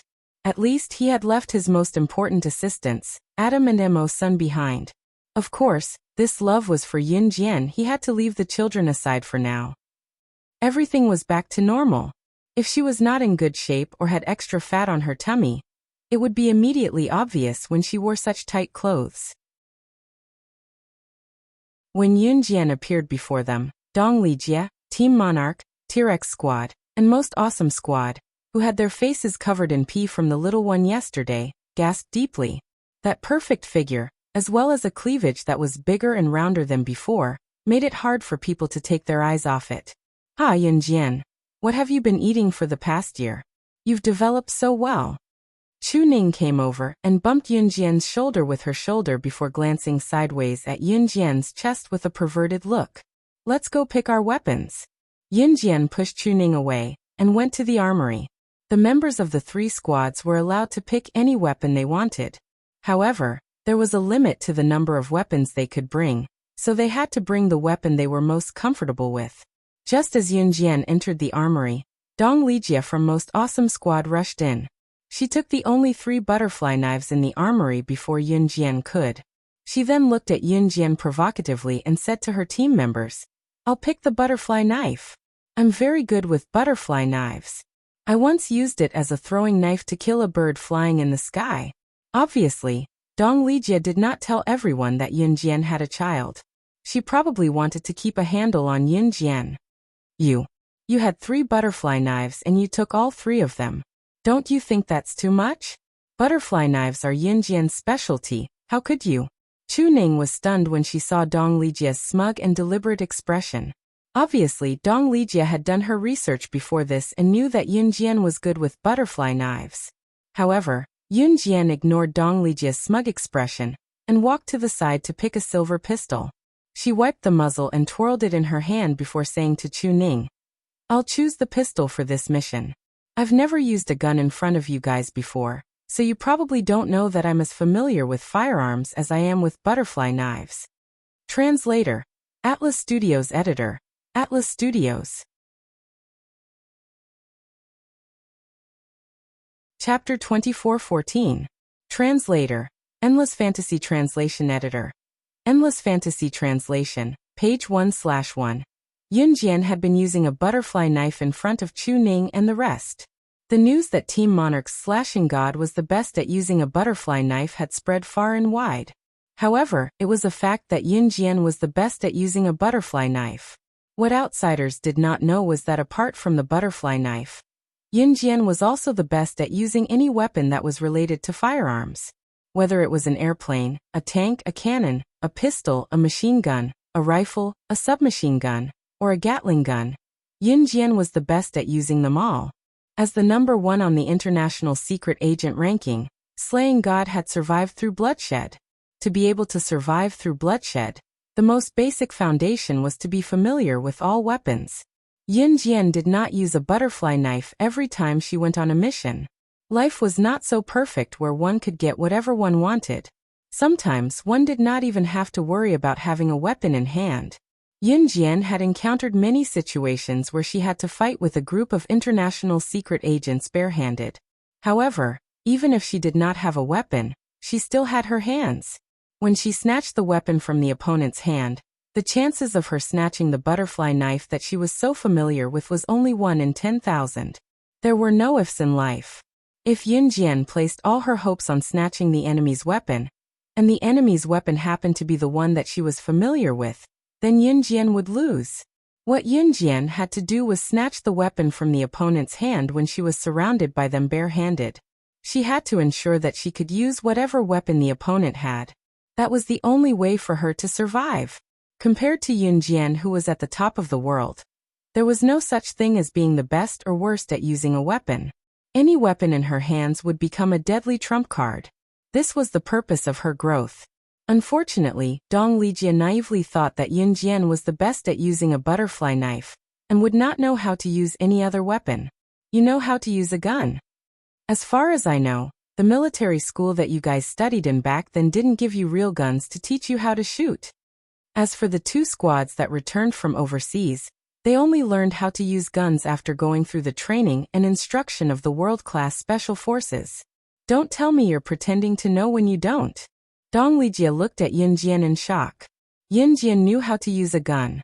This made Dong Lijia's most awesome squad, and all the members of the T-Rex squad dumbfounded. The reason why the new commanding officer, Lu Cheng, looked down on Team Monarch was because the former members were not skilled enough. They were completely different from a group of SWAT students who had undergone actual combat training after returning from overseas. However, just as Dong Lijia and the other 2 parties apart from Team Monarch turned to look at Yunjian in shock, Yunjian had skillfully and professionally hidden the other weapons from the armory all over her body, leaving no trace behind. She left the armory and said to Chu Ning and the rest, "I'll wait for you outside." Yunjian's blatant disregard made Dong Lijia even angrier. She clenched her fists. This girl's temper is quite explosive. I wonder how strong she is. But I know that hot-tempered girls usually aren't that strong. Team Monarch's strongest slashing god, I'd like to see how strong you are.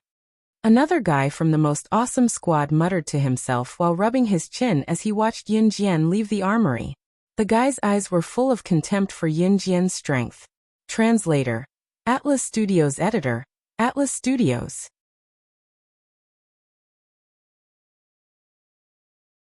Chapter 2415. Translator. Endless Fantasy Translation Editor. Endless Fantasy Translation, page 1/1.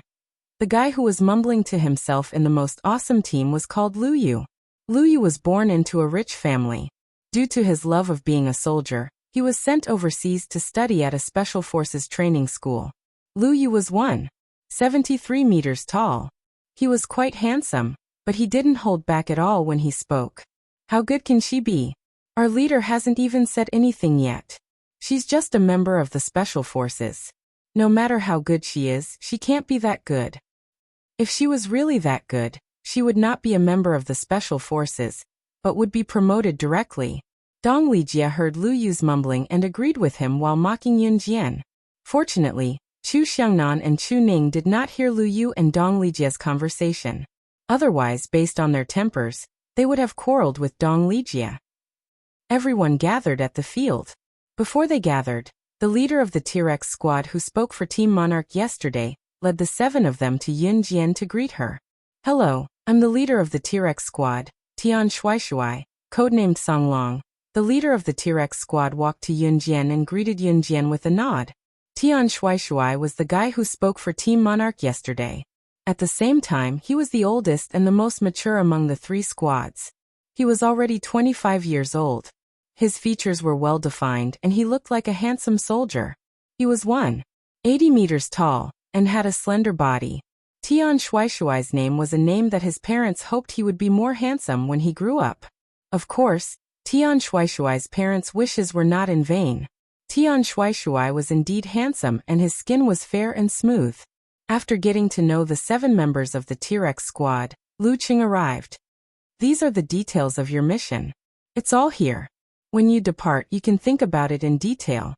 Moreover, the team has fabricated another identity for all of you. The difficulty of this mission is relatively high for you, but you are all new faces in the army. You haven't been assigned many missions, so you have the highest success rate. Complete it well. When Lu Cheng was serious, he was pretty good. However, right after that, Lu Qing turned to Yun Jian and the rest. You Team Monarch, follow the 2 teams. Don't interfere with things that you shouldn't and hinder the progress of the mission. Yun Jian and the other 6 members of Team Monarch chose to ignore Lu Cheng's words. By the time everyone regained their senses, they were already on the plane to Country M. Because it was their first time working together on a mission, the members of the 3 teams were rather excited. Therefore, after looking through the mission information, they started to chat with their companions. Only Yun Jian flipped through the information in her hands and memorized all the information that she needed to remember. Soon they arrived at America. The objective of this mission was to apprehend a big investor who had a great reputation in the entertainment industry. Using the excuse of training actresses, he brought countless girls into the entertainment industry and forced the girls to fall for the unspoken rules, gradually turning them into drug-addicted prostitutes. This big investor was from Country Z and had a wide network. He could be said to be popular in the entertainment industry in Country M. It could be said that many international movie stars had fallen for this big investor's unspoken rules. Moreover, this big investor paid for the girls to audition for roles and kept the pretty girls. On the surface, it was said to be a chance for them to grow and become international movie stars in the future. However, in reality, this big investor did let these girls take on various roles. At the same time, this big investor secretly sold drugs to these girls. The girls were addicted to drugs and the money they earned was all used to buy this big investor's drugs. It could be said that this big investor was a heinous existence. Naturally, the police could not just sit and wait. Therefore, they sent Yun Jian and the rest to infiltrate the entertainment industry as spies to find this big investor's drug trafficking records and arrest him. The mission was perilous. If they were not careful and got themselves into drugs, they would be done for. Before approaching this big investor with a new identity, Yun Jian and the rest went to the international intelligence platform that was cooperating with the police. Top reading website, M.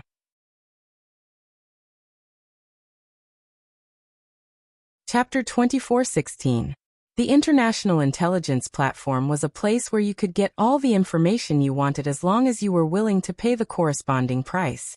And this time, the cooperation between the police and the International Intelligence Platform was completed together. This International Intelligence Platform was a platform center that linked to the Global Intelligence Organization. Internationally, Any news that was rustling in the wind could not escape the eyes of the international intelligence platform. A few days later, the big investor would hold an audition for an international movie. Suddenly, many young men and women would participate in the audition. Yunjian and the others would participate in the audition with new identities and finally compete for contact with the big investor. There were even some female police spies who had to sacrifice their beauty to get close to the target, or lurk for a few years or decades just to get evidence of the other party's drug trafficking, and finally bring the other party to justice, sacrificing themselves to save a large number of innocent girls. It had to be said that some female police spies or members of the police were really great. At this moment, Yun Jian and the others were standing in the lobby on the first floor of the International Intelligence Platform's Platform Center building. The audition had not started yet, so Yun Jian and the others arrived in Country M in advance and stayed in the hotel specially provided for them by the International Intelligence Platform. At this moment, because there were still many people to receive at the front desk, Yun Jian and the others were sitting on the sofa next to the entrance of the lobby on the first floor of the International Intelligence Platform. The International Intelligence Platform was not only an office building. In order to receive some big shots, this building was at least 35 stories high. There were also many floors that were managed like hotels, and were specially reserved for some of the big shots who came here to stay temporarily. The front desk was busy, so Yun Jian and the others were still sitting on the sofa next to the front desk and waiting. The suites that the International Intelligence Platform provided for the big shots to stay in were all built in the style of five-star hotels. At this moment, Yun Jian and the others were sitting on the sofa. Chu Ning suddenly pointed to the center of the lobby, right in front of the entrance, and said with some surprise, "Hey, look, there are 10 portraits there. Some of the portraits are blurry, and I don't know what they are." Everyone looked over and saw 10 portraits hanging in the center of the International Intelligence Platform. These 10 portraits were of men and women, and some of them could not even be distinguished. However, all 10 portraits had a unique characteristic that belonged to them. For example, they held a weapon they were used to, had a tattoo on their body, or had a broken finger. For example, among the 10 portraits, the one that hung the highest was a person whose gender was unclear, but who was holding a conspicuous butterfly knife in his hand.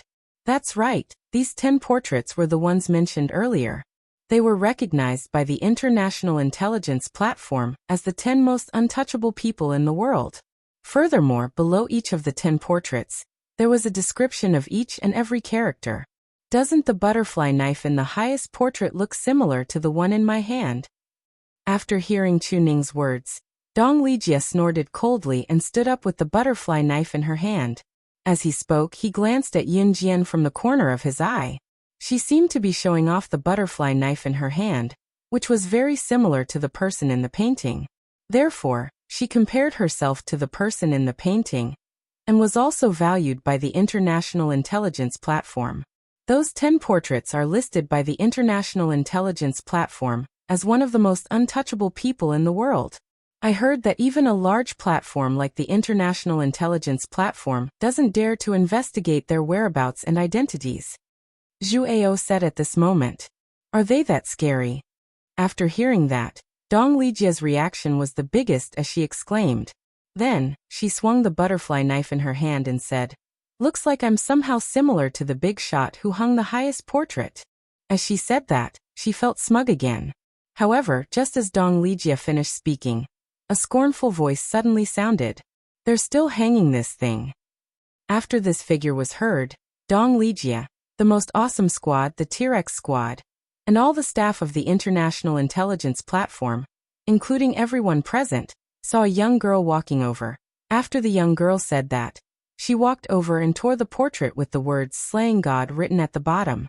Then she said the same thing. Please remember the domain name of this book. Mobile version of reading website.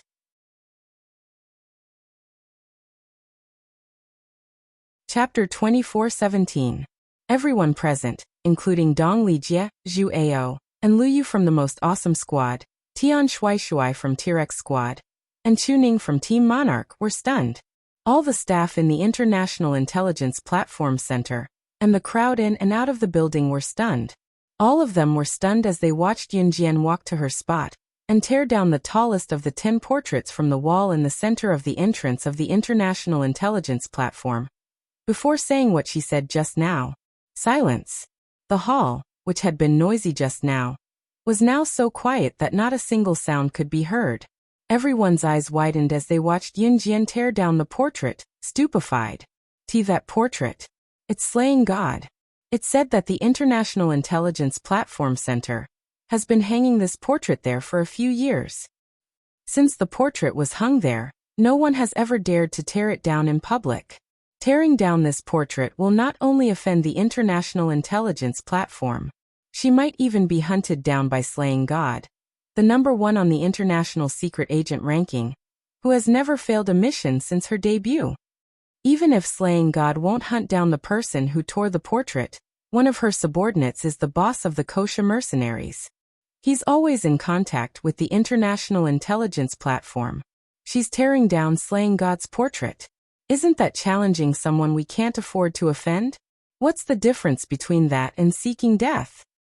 Zhu Ao, who was more knowledgeable, spoke to the 3 teams in a trembling voice after witnessing Yunjian's actions. Oh my God! Wasn't she just asking for trouble? She's trying to kill us. We're here to carry out our mission in a low-key manner. She's here to drag us down. Dong Lijia stomped her feet on the sofa after hearing Zhu Ao's words.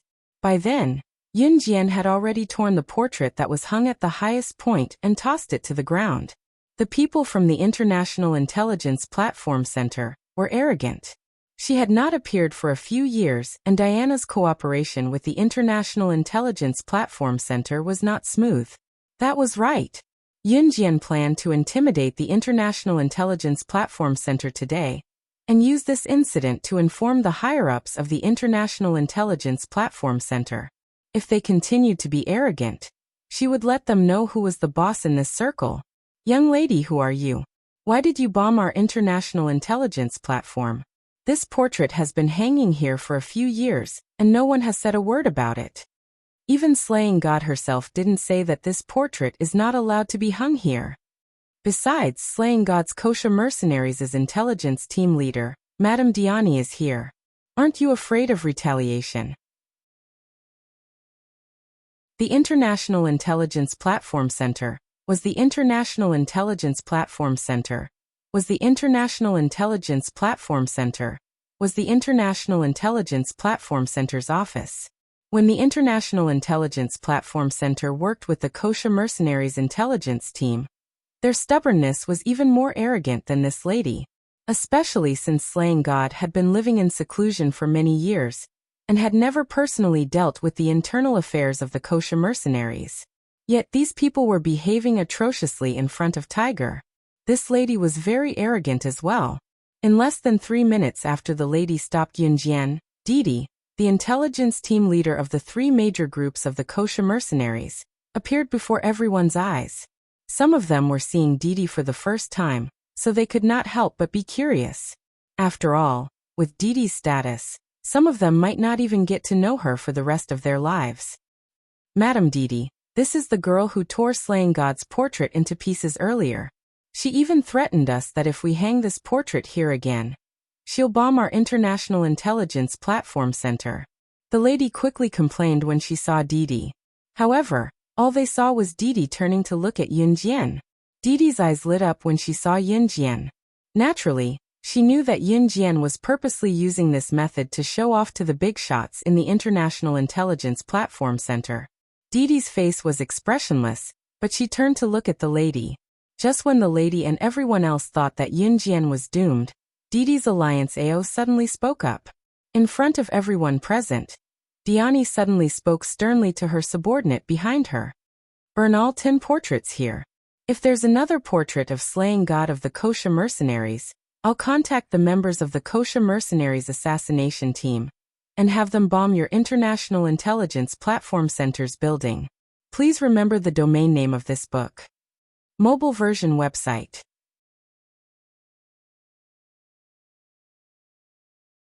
Chapter 24:18. Translator. Endless Fantasy Translation Editor. Endless Fantasy Translation, page 1/1. Diani was smart. She went along with Yun Jian's words, and did not give the white-collared lady a chance to back down. Diani was only in charge of the intelligence team. If the boss of the kosher mercenaries, Yun Jian, did not appear, she would not have said something like, "I will contact the kosher mercenaries assassin team," and directly bombard the international intelligence platform. A country has its laws and a family has its rules. The kosher mercenaries also have their own rules. As the leader of the kosher mercenaries intelligence team, even if she was at a disadvantage in the International Intelligence Platform Center, she could only report it to Yun Jian. She did not have the authority to directly contact the kosher mercenaries assassin team and attack the International Intelligence Platform Center. But if Yun Jian appeared, the result would be different. The white-collared lady originally thought that Diani would help her deal with Yun Jian. But who would have thought that Diani would help Yun Jian deal with her? Zhu Ao, Dong Lijie, Lu Yu Tian Shuai and the rest were shocked when they saw this scene. What was going on? Why was this woman who had just appeared speaking up for Yun Jian, instead of helping the people from the International Intelligence Platform? But even so, Zhu Ao and the rest did not think that Yun Jian and the kosher mercenaries Diani were the same. At this moment, after Diani finished speaking, a few kosher mercenaries members immediately walked to the wall where the 10 portraits were pasted. One by one, they walked over and tore apart the portrait that Yun Jian had torn apart. People from the International Intelligence Platform Center, do you understand? Diani shouted when she saw that her people had torn the painting clean. The white-collared lady who wanted Yun Jian to give an explanation saw this scene and trembled in fear. In the end, she did not dare to say a word. After Diani and her people tore apart the 9 portraits, they did not even look at Yun Jian and turned to leave. This situation, which seemed to be able to cause chaos and riots, returned to its starting point at this moment. In the end, everyone left. International Intelligence Platform Center, Conference Room. The higher-ups of the intelligence platform were all gathered here. That's what happened earlier. I suspect that Slaying God herself came to L City in Country M and found that girl to tear up her portrait. Using that girl's name, she's giving us a warning. A male secretary trembled as he told the news he had just received to the group of senior executives of the International Intelligence Platform.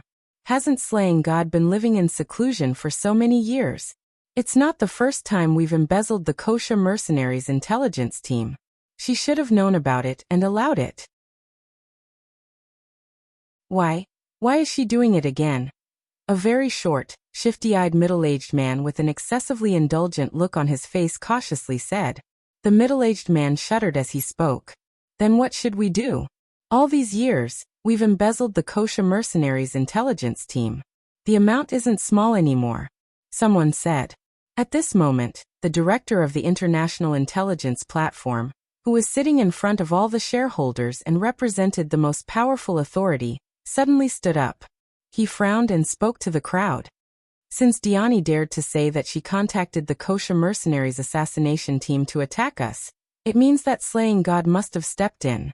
Diani alone wouldn't have had to tolerate us until now. Slaying God, who used to turn a blind eye to such trivial matters, had stepped in. The group of senior executives of the International Intelligence Platform felt fear and trepidation for the first time in a few years. It was as if there was a pair of eyes staring at them from the dark, ready to send them to hell at any time. Finally, the director of the International Intelligence Platform frowned and spoke to all the shareholders. Immediately revoke the embezzlement of the kosher mercenaries intelligence team. Find a day and I'll go personally to apologize. Compared to money and life, life is more important. Top reading website M.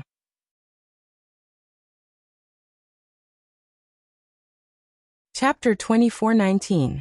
Translator. Endless Fantasy Translation Editor. Endless Fantasy Translation, page 1/1. Slaying God, the #1 secret agent on the International Secret Agent Leaderboard, would send shivers down the spines of any international bigwigs who were related to her. This was definitely not a casual remark. That was indeed the case. Ever since Yun Jian gave them a warning, the higher-ups of the International Intelligence Platform no longer dared to pursue the matter with Yun Jian. They had nightmares for the past few days, and could not even sleep well in the middle of the night. They were woken up by nightmares a few times during the night, as if a pair of Grim Reaper's eyes were staring at them from the dark, ready to take their lives at any time. Slaying God had actually done something like that before. Wuxia Mercenaries was not an independent organization. An organization had to work with countless large international companies to be able to develop for a long period of time. When Slaying God first took over Wuxia Mercenaries, a large company thought that she was a pushover, so they pocketed the Wuxia Mercenaries' resources. In the end, the company's higher-ups died mysteriously one after another. Everyone in the world knew that Slaying God was not the culprit behind the mysterious deaths of the company's higher-ups. Slaying God's warning today reminded the higher-ups of the international intelligence platform of the company that pocketed the Wuxia Mercenaries' resources, and the mysterious deaths that followed. At the same time, Yunjian, who struck fear into their hearts, had obtained a room card for the international intelligence platform. It was a hotel for 2 people.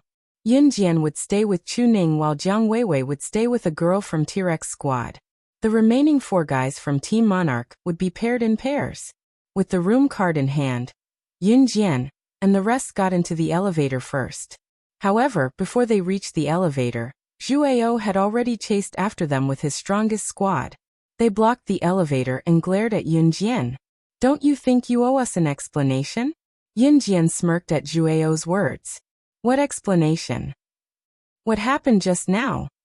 Team Monarch is just a cover for us. You have to report to us if you're doing anything in the future." Those were Officer Lu's exact words. "It's fine if you don't listen. Do you know whose portrait you tore just now? If this matter gets out of hand, not only you, but all of us will be implicated by you." Before Zhuao could speak again, Dong Lijie took Zhuao's place and questioned Yunjian. Before they came, Lu Cheng had told the 7 members of Team Monarch that they had to obey T-Rex squad and the most powerful squad's arrangements, because Team Monarch was the weakest of the 7. However, Yunjian obviously did not intend to listen to the arrangement. "Sorry, I don't intend to listen to anyone's orders. As for what your commanding officer said, that was his arrangement, not mine. My goal is to complete the mission. As for covering for you, you don't have the qualifications to hire me." Yunjian crossed her arms as she looked at Zhuao, Dong Lijie, and the others. Just as Zhuao, Dong Lijie, and the others were stupefied by what Yunjian said, Yunjian spoke again. "You're right, I'm not wrong. By the way, I've never planned to work with you guys from the beginning. You're full of nonsense and pestering me about things you shouldn't ask. You guys don't have the qualifications to work with me to complete the mission." Yunjian's words were straightforward, and her meaning was clear. After hearing Yunjian's words, Zhuao and Dong Lijie were stunned. Dong Lijie looked at Yunjian and wanted to say, "You." However, before Dong Lijie could finish, Yunjian had already turned to the T-Rex squad. In front of everyone, she mercilessly said something so cold-blooded that it was unbelievable. "I'll do the same to you guys. If you don't want to work with me, you can complete the mission on your own. Whether you live or die, it has nothing to do with me." Translator, Endless Fantasy Translation Editor, Endless Fantasy Translation. Chapter 2420. Page 1/1. Yunjian's retort to the members of the Most Awesome Squad was understandable. After all, the members of the Most Awesome Squad had never given Yunjian any face. However, the members of the T-Rex squad had always been nice to Yunjian, and the members of Team Monarch. In fact, when the members of the Most Awesome Squad were going against Team Monarch, they would even stand up for Team Monarch. However, she was Yunjian, not the Virgin Mary. It wasn't that she would be unswervingly nice to anyone who treated her a little better. If that was the case, there were plenty of people in this world who needed her kindness. That's all I have to say. In short, as long as I'm here, none of you will be the first to complete the mission. As soon as she finished speaking, she turned around. Her long and elegant ponytail fluttered in the air before falling down. Her every movement was filled with an indescribable spirit. After Yunjian finished speaking, her slender figure disappeared from everyone's sight. Yunjian had never needed teammates when she was on a mission. Teammates were indispensable to those who were not strong enough to protect themselves. However, Yun Jian had always been a lone wolf when she was on a mission. She did not need anyone. That was because teammates were just burdens to her. Heshi. Hearing Yun Jian's cold-blooded and inhumane words, Dong Lijia pointed at the spot where Yun Jian had disappeared and spoke in a daze. Seeing that no one was speaking and the members of the T-Rex squad were feeling awkward, Dong Lijia retracted her hand. I thought we could work together. Tian Shuaishui scratched his head awkwardly. After all, before the mission, Yun Jian and the members of the T-Rex squad were on good terms. Tian Shuaishui was shocked that Yun Jian would say something like that to the members of the T-Rex squad. Haha, you don't have to feel awkward. Yun Jian is such a person. She's always been on her own. Even if she's with us, we won't interfere when necessary. Because we will only drag her down. This is already a tacit understanding between us. Chu Xiangnan noticed Tian Shuaishui's awkwardness at a glance, so he spoke to Tian Shuaishui and the others. Oh, I see. After Tian Shuaishui heard that, the subtle atmosphere was indeed eased a lot. What burden? She's just a member of Team Monarch. Even if she's the best in Team Monarch, you don't have to praise her to the skies, do you? I really don't know what you guys are thinking. Don't tell me you think that she's Team Monarch's trump card, and that she alone can complete this difficult mission? Dong Lijia glared at the Team Monarch members and said rudely, "Heh, this chick is getting more and more interesting. I really want to see how powerful she really is." Lu Yu said after seeing Yun Jian walk away, and hearing Chu Xiangnan's words.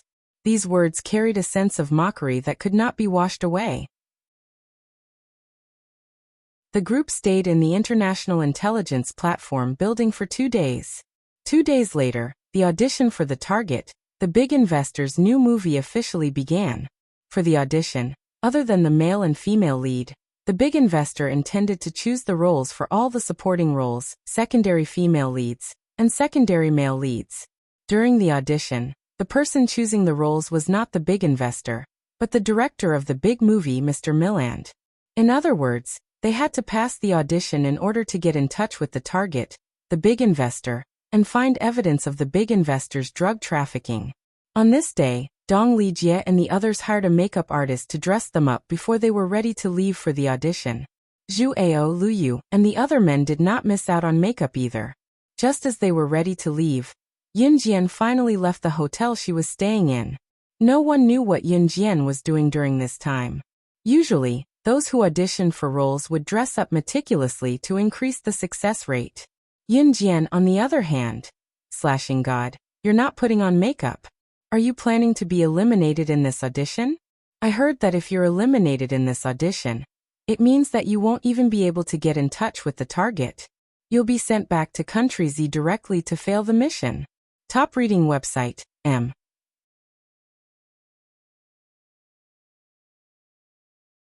Chapter 24-21. Dong Lijie was sitting on the sofa in the lounge of the International Intelligence Platform Center. A makeup artist was standing in front of her, dolling her up meticulously. Seeing Yun Jian walk past her, Dong Lijie could not help but mock Yun Jian. However, Yun Jian merely glanced at her from the corner of her eyes and left with 3 words. No need. TSK, what's there to be cocky about? Just don't cry when you get eliminated. Dong Lijie rolled her eyes. Perhaps this is the girl's way of fighting, Lu Yu said sarcastically again. When she said that, there was a hint of disdain in her eyes. Before Yun Jian left, she greeted the 6 members of Team Monarch and told them that even if they were eliminated from the audition, she had other ways to get them close to the big investor. The 6 members of Team Monarch had always trusted Yun Jian. Therefore, they nodded at Yun Jian without any hesitation.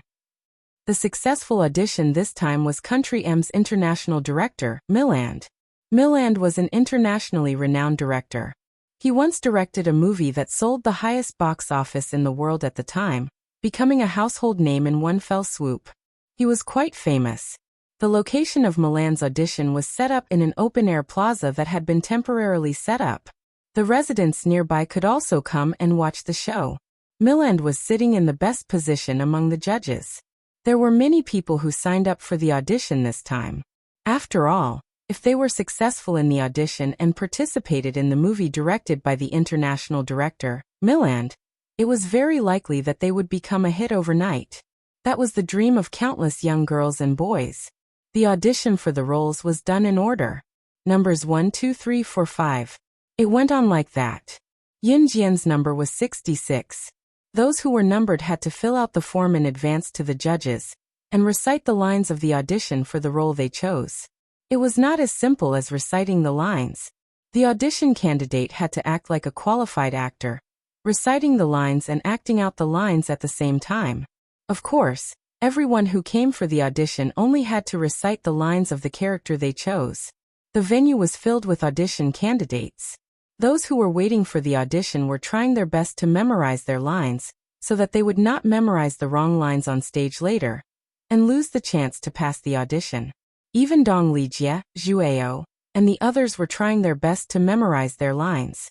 Yun Jian, on the other hand, was sitting on the side, covering her face with the notebook that contained her information and lines she was supposed to memorize as she closed her eyes to take a light nap. Hey, I thought she's really good. Is she planning to give up on the audition right now? Dong Lijie scoffed when she saw Yun Jian covering her face with the book, not planning to memorize her lines at all. At this moment, Chu Ning walked to Yun Jian's side and asked Yun Jian excitedly, "Yun Jian, what role did you choose?" Yun Jian was only in a light sleep. She did not open her eyes and handed the little notebook covering her face to Chu Ning. Dong Lijie and Lu Yu glanced at Chu Ning and Yun Jian contemptuously and ignored them. Suddenly, they heard Chu Ning speak again. "Odessa, you're auditioning for the role of Odessa. The role of Odyssey was the most difficult role in this movie. That's because the role of Odessa is an international assassin. The fight scenes of the assassin in this movie can't be acted out by anyone who isn't an expert. Please remember the domain name of this book." Mobile version website.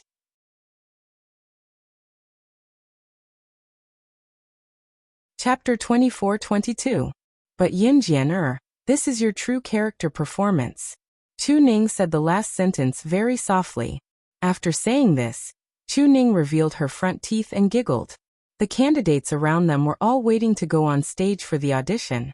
They were afraid that they would not be able to memorize their lines due to nervousness, so everyone was frantically trying to memorize their lines. Some of them were so nervous that they were trembling all over. Even their teeth and lips were trembling. Chu Ning said the last sentence very softly. No one around them heard it, but it was heard by Dong Lijie, the T-Rex squad and the most awesome squad. They were all waiting to hear what kind of character Yun Jian had chosen. What true character performance? I think she's confused us with assassins. Assassins are all about killing moves. Does she really think she's a trump card? She should look at herself in the mirror. Dong Lijie snorted disdainfully. She glanced at Yun Jian from the corner of her eyes and mocked her in a voice that only the 3 special squads could hear. "Who cares if I'm an old woman? I think you haven't even memorized your lines. You should worry about yourself." Chu Xiangnan had always been on Chu Ning's side. After hearing Dong Lijie's words, he looked at Dong Lijie with disdain and retorted without holding back. "Old woman? Who are you calling an old woman?" Dong Lijie stood up angrily. "I'm talking about whoever answered." Chu Xiangnan shrugged and replied, "You." Dong Lijie was angered by Chu Xiangnan's words. She stood up and wanted to hit him. "Number 60, please come on stage," the staff member in charge of the order of appearance shouted. The number tag on Dong Lijie's chest was number 60. Dong Lijie gave Yun Jian a provocative look before she went on stage. Who didn't know that Dong Lijie had studied acting before she joined the special squad? She was even fortunate enough to receive the guidance of a world-class acting master. Therefore, her acting skills were naturally not a problem. On stage, Dong Lijie used the fake identity that the army had made up for them to introduce herself. Then, she began her performance. The role that Dong Lijie chose was a female supporting character that didn't appear much. From his appearance, demeanor, expression, and voice, it was impossible to find a single flaw.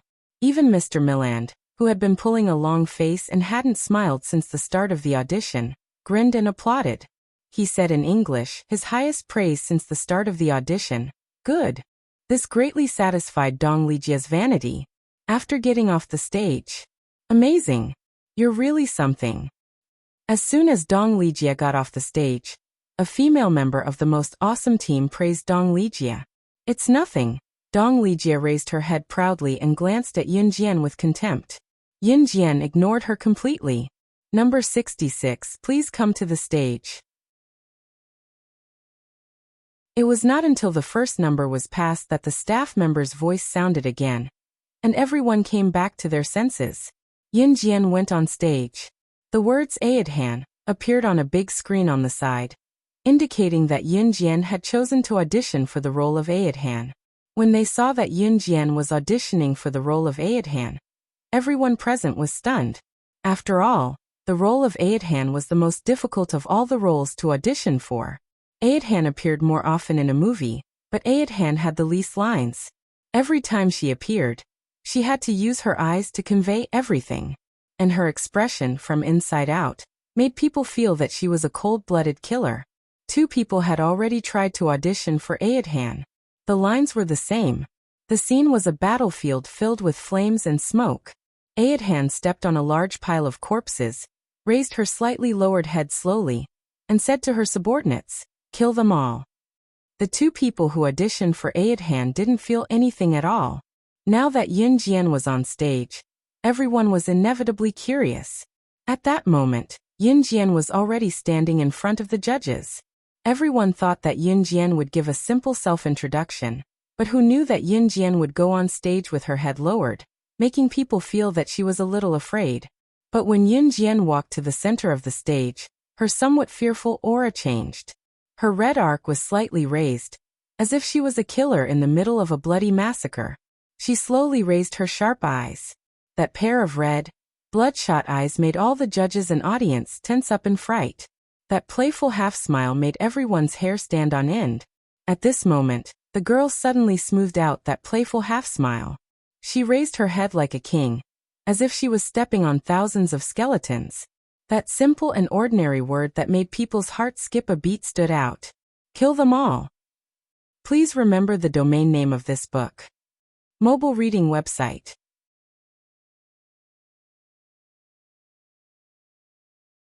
Chapter 24-23. Translator, Endless Fantasy Translation Editor. Endless Fantasy Translation, page 1/1. At that moment, it was as if everyone saw Aidhan walking out of the bloodthirsty skeleton film set. That cold-blooded killer who had no trace of humanity, and was so cruel that it made one's hair stand on end. If it was said that when Dong Lijia finished playing the role, the world-renowned director Mr. Milland revealed a smile, and applauded in front of everyone. But at this moment, when Mr. Milland saw Yun Jian's timid face when Yun Jian went on stage, he sighed and looked away, not even bothering to look at Yun Jian. At this moment, Mr. Milland's eyes were fixed on Yun Jian. His hands were tightly gripping the edge of the judge's table in front of him, and he stood up in a trembling posture. Then, when everyone was subdued by Yun Jian's gaze, Mr. Milland suddenly stood up, stepped on the judge's table, and jumped in front of Yun Jian. Using words that no one expected, he excitedly spoke to Yun Jian in English. "Ever since I became a director in the entertainment industry, I have always wanted to portray a character, and Aidhan is the character that I have always wanted to portray. But after working in the entertainment industry for so many years, there has never been an actress, no, there has never been an actress, who could portray the killer in my heart so vividly with just a gaze. Please, you must play the role of Aidhan in my movie. Please." At the end of his words, Mr. Milland even bent down and said this to Yun Jian in an extremely respectful tone. This was the attitude that the respected Mr. Milland had never shown in front of anyone before. At this moment, not only the residents who came to watch the show, but also everyone who came for the audition, without exception, all stared at the stage with astonishment on their faces. Mr. Milland was an internationally renowned director. Usually, the actors that he took a fancy to were either popular in the country or worldwide. In the past, it had always been the actors who begged Mr. Milland. Today, Mr. Milland actually begged a newcomer, who came out of nowhere for an audition. At this moment, everyone was stunned. How could this be? She. Dong Lijia clenched her fists and looked at the scene on the stage in shock. My Yun Jian has her own halo. Unlike some people who think their acting skills are superb, Why didn't I see Director Milan begging you to play that role? Chu Ning raised her voice when she saw Dong Lijia's shocked expression, as if she was retorting mercilessly to Dong Lijia for what she had said to Yun Jian earlier. After a while, Dong Lijia's expression changed and her face instantly paled. At the same time, the audience saw Yun Jian on the stage give Mr. Milan a polite smile and say, "It's my honor." The audition ended. There weren't many roles to audition for this time.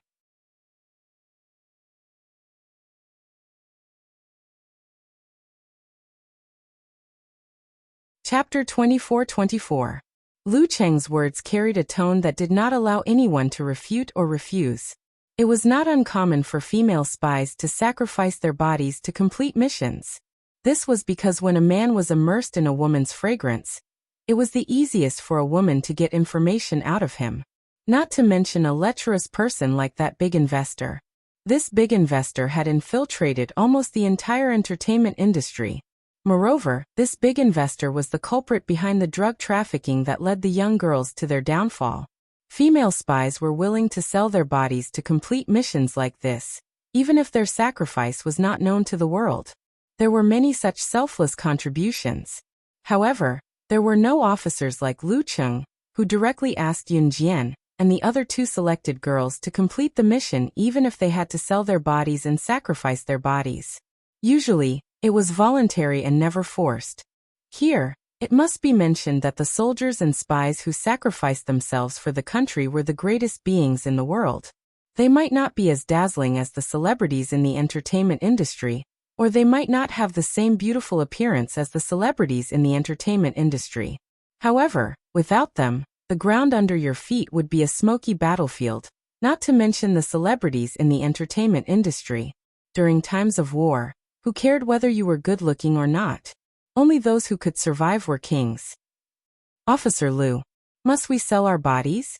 Can we use other methods to complete the mission? After hearing Lu Cheng's last sentence, even Dong Lijia fell silent. She hesitated for a long time before stammering out what she wanted to say. Unless you have the ability to earn the trust of this big investor without selling your body, and obtain evidence of his drug trafficking, Lu Cheng said without allowing anyone to refute. To Lu Cheng, being able to complete the mission was the most important thing. In this aspect, he was completely different from Ge Junjian and the other officers. If it were other officers, they would definitely let the members of the three teams complete the mission as much as possible while ensuring their own safety. Yes, Officer Lu, I will definitely obey and complete the mission. Dong Lijia clenched her fists. A trace of tears welled up in the corner of her eyes, but she said something against her will. Although Dong Lijia had targeted Yun Jian before, she was only a woman after all. Choosing to give up one's innocence to complete a mission was a devastating blow to anyone. Alright, other than the three of them who passed the audition, the rest of you will assist the three of them from the side. After the three of them join the cast tomorrow, you will be working with them as crew members. After Lu Cheng finished speaking, he turned around and left without waiting for anyone to react. Yun Jian blinked and didn't take Lu Cheng's words seriously. If it was in the past, Dong Lijia would definitely take the opportunity to mock Yun Jian after Lu Cheng told her to listen to his and Wei Yuka's arrangements.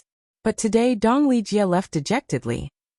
At midnight, on the roof of a building that was dozens of stories high, Dong Lijia stood there, enjoying the cool breeze, as if she was waiting for someone.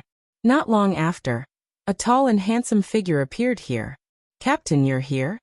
Dong Lijia turned around and looked at Zhu Ao. Although Zhu Ao did not like what he said to Team Monarch, he was still very kind to his teammates. Lijia, why are you looking for me so late at night? Zhu Ao asked. Captain, Dong Lijia lowered her head and was silent for 2 seconds. In the next second, she suddenly walked up and hugged Zhu Ao's chest. She couldn't hold back her tears as they flowed down her face. Captain, I like you. If you want me to give my first time to someone else, I can't do it. Captain, can I beg you? Just once. Just one night. I won't pester you. Please. She was prepared to sacrifice herself for the mission. Please remember the domain name of this book. Mobile version of reading website.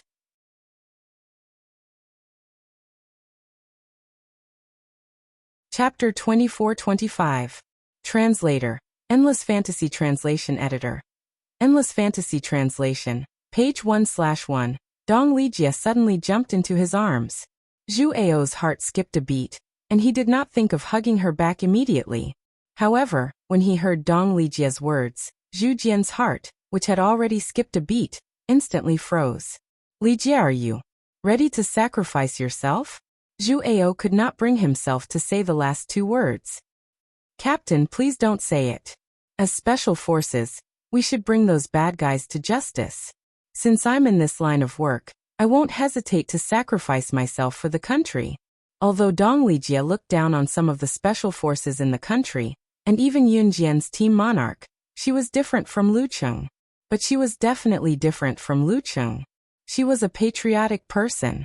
After wiping away her tears, Dong Lijie suddenly muttered to herself in a sarcastic tone. Ha ha ha ha ha ha ha ha. Slaying God and the girl from T-Rex squad are not suitable. I'll take this honor alone. Hee hee, the two of them are useless.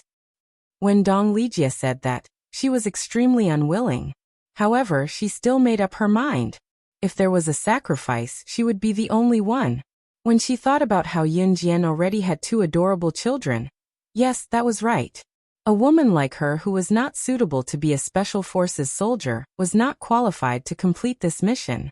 Therefore, the only person who was qualified to complete this mission was her, Dong Lijie. Zhu Ao didn't know why he hugged Dong Lijie back. He did not like Dong Lijie, but he could not bear to reject her request. Or maybe it was because Dong Lijie was already with him when he first created the most awesome squad. However, that was no longer important. The next morning, Yun Jian woke up early. There was a gym on the first floor of the International Intelligence Platform building that specialized in fitness equipment. Yun Jian did not go out for a morning run. Instead, she went to the gym for an hour. When it was 6:30, everyone gathered at the entrance. The group immediately headed to the set. The set had just started filming. Since the actors had already been chosen, the set would usually be set up 2 seconds before the start of the shoot. Especially for some of the more difficult moves in the drama, the director would hire professionals to teach the actors how to complete those moves. When Yun Jian and the other two arrived, Mr. Milland had not yet arrived. Are you all the new actors who auditioned yesterday? Let's gather over there. A staff member said to Yun Jian, and the other two after glancing at Yun Jian, and the other two. Yun Jian and the other two nodded and walked over. The set was already covered with actors. In this big movie, other than the female lead and male lead, the rest of the roles were all played by newcomers. Therefore, this place was already filled with people who had auditioned. As for the female lead and male lead, they were both world-famous movie stars. They would only appear when they were needed, and the treatment they received was naturally not something these newcomers could compare to. Yun Jian, Wei Yuka, and Dong Lijie waited for a while before they saw Mr. Milland walking in from outside the set. Next to Mr. Milland was a good-looking woman with heavy makeup, and a very handsome man who was enough to make girls chase and adore him. This woman was the female lead of this big movie, called Shermifan. And this handsome man is the male lead of this big movie, named Lu Junyu.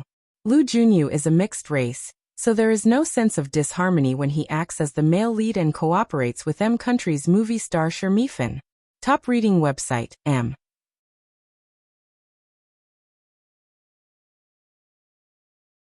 Chapter 24-26. Page 1/1. Only the female lead, Shermifan, and the male lead, Lu Junyu, could walk side by side with Mr. Milland. The two of them had a resounding status in the international entertainment circle, and had their own fan bases. And in the entertainment circle, the difference in status was rather obvious. Famous actors sat in nanny vans and had assistants and managers waiting on them one after another. But if it was a simple extra, they wouldn't be so particular.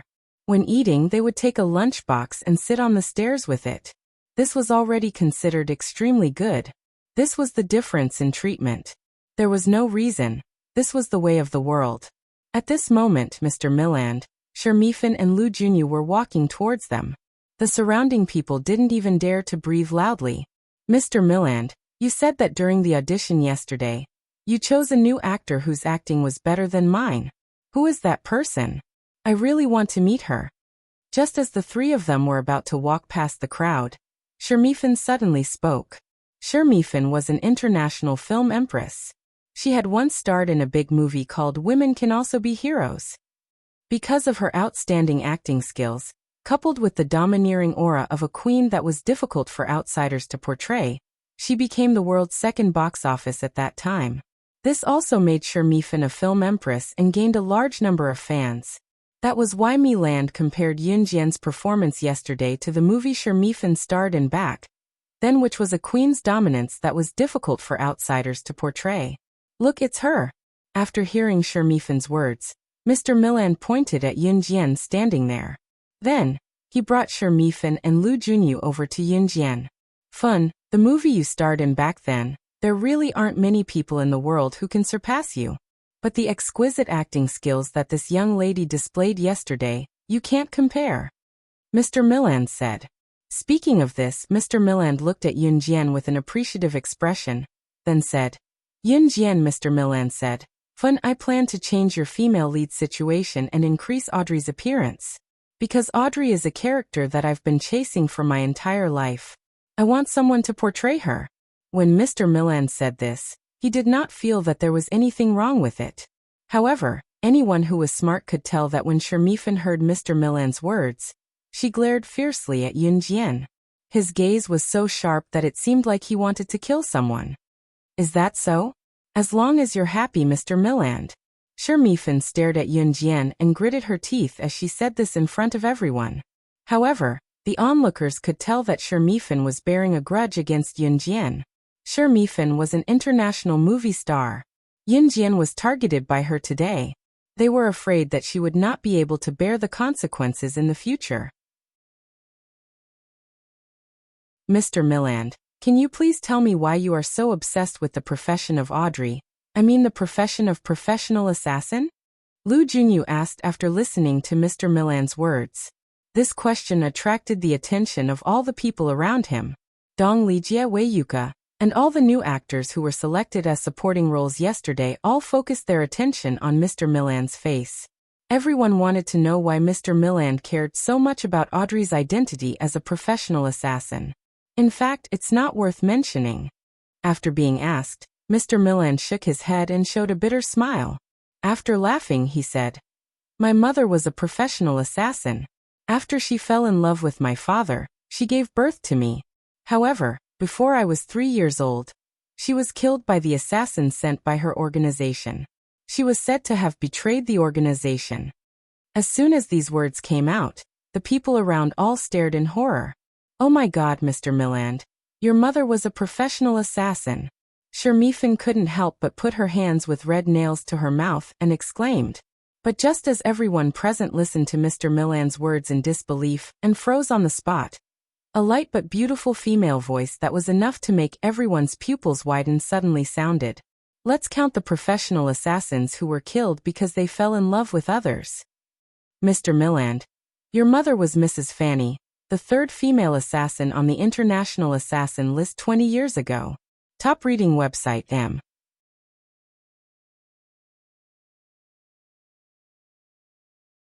Chapter 24-27.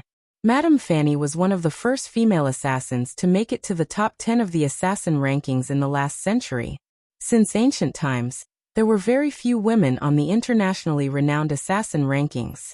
The status of women was also quite low. And Madame Fanny was one of the first female assassins to make it to the top 10 of the assassin rankings in the last world. Madame Fanny was very powerful. Yun Jian had heard a lot about Madame Fanny before she started to carry out missions. Moreover, there were rumors that Madame Fanny had a child with an ordinary man. That child was the famous Mr. Milan in the entertainment industry. Yun Jian had heard about these things when she was in the Hun organization. In addition, she was an insider herself, so it was not surprising that she knew about these things. Now that she heard Mr. Milan admit that his mother was a female assassin, she was even more certain of this relationship. Shermifan had just put her red fingernails to her mouth. When she heard that Mr. Milan's mother was a female assassin, just like those female assassins in movies, she covered her mouth in shock and horror. What were rich and famous people most afraid of? Being assassinated the most. And professional assassins were such people. So Shermifan trembled a little when she heard this. Not only Shermifan trembled, but the people around her also trembled violently. But at this moment, everyone heard Yunjian's words again. What are you talking about? How can Mr. Milan's mother be the Madame Fanny you're talking about? Mr. Milan's mother has been dead for so many years. You're just a new actor, understand? Unlike when she heard that Mr. Milan's mother was a professional assassin, Shermifan was stunned when she heard Yunjian's words. Then, she immediately refuted her with the corresponding words. This newcomer not only stole her appearance rate in the show, but also used such unrealistic words to attract the attention of everyone present. It must be known that a character in a movie or TV series would only be seen by viewers if they had the highest appearance rate. Only then would they be more popular and liked by more people. For actors, the most intolerable thing was to reduce their appearance rate in the show. Lu Junyu twitched the corners of his mouth and revealed a graceful smile. Then he looked at Yun Jian and said, "Little girl, we're not acting right now, so don't talk nonsense. I just heard from Mr. Milan that you're so young, but you're already able to control a character like Odyssey. You're really amazing. You should go over there and memorize your lines." Lu Junyu also thought that Yun Jian wanted to make her presence known in front of Mr. Milan, so that Mr. Milan could give her more scenes in the film and better show herself in front of the audience. However, Lu Junyu and Shermifan, including Dong Lijie and Wei Yuka, who were sitting not far away, thought that Yun Jian's words were nonsense. Mr. Miran suddenly studied Yun Jian with his deep gaze. After a moment of silence, he finally reacted and exclaimed in surprise, "You're right, Yun Jian. How did you know? My mother was Madame Fanny." As soon as these words fell, everyone present looked at this seemingly ordinary girl. There was no shortage of beautiful girls and women on the set. Although Yun Jian was beautiful, everyone's aesthetic was different. A beautiful person would always have people who liked her and people who didn't. At this moment, everyone's eyes were fiercely sizing up Yun Jian. Because of Mr. Milan's words, everyone present was stunned. "Mr. Milan? No, the Madame Fanny she mentioned, is really your mother?" A trace of viciousness flashed across Shermifan's beautiful face. She glanced sideways at Yun Jian and said in a daze, "Yes, it's absolutely true." Mr. Milan nodded. After that, he didn't even look at Shermifan. He turned to look at Yun Jian and said excitedly, "How did you know about this? There aren't many people who know that my mother is Madame Fanny." As soon as these words came out, everyone looked at Yun Jian. They thought that Yun Jian would stammer and leave Mr. Milan in suspense. They thought that Yun Jian deliberately found out these things from some unorthodox ways, so that she could make her presence felt in front of Mr. Milan. But in the next moment, the beautiful voice that came from Yun Jian's throat made everyone present widen their eyes in horror. "Not only do I know that your mother is Madame Fanny, I also know the assassin organization that paid a lot of money to kill your mother. Please remember the domain name of this book." Mobile version of reading website.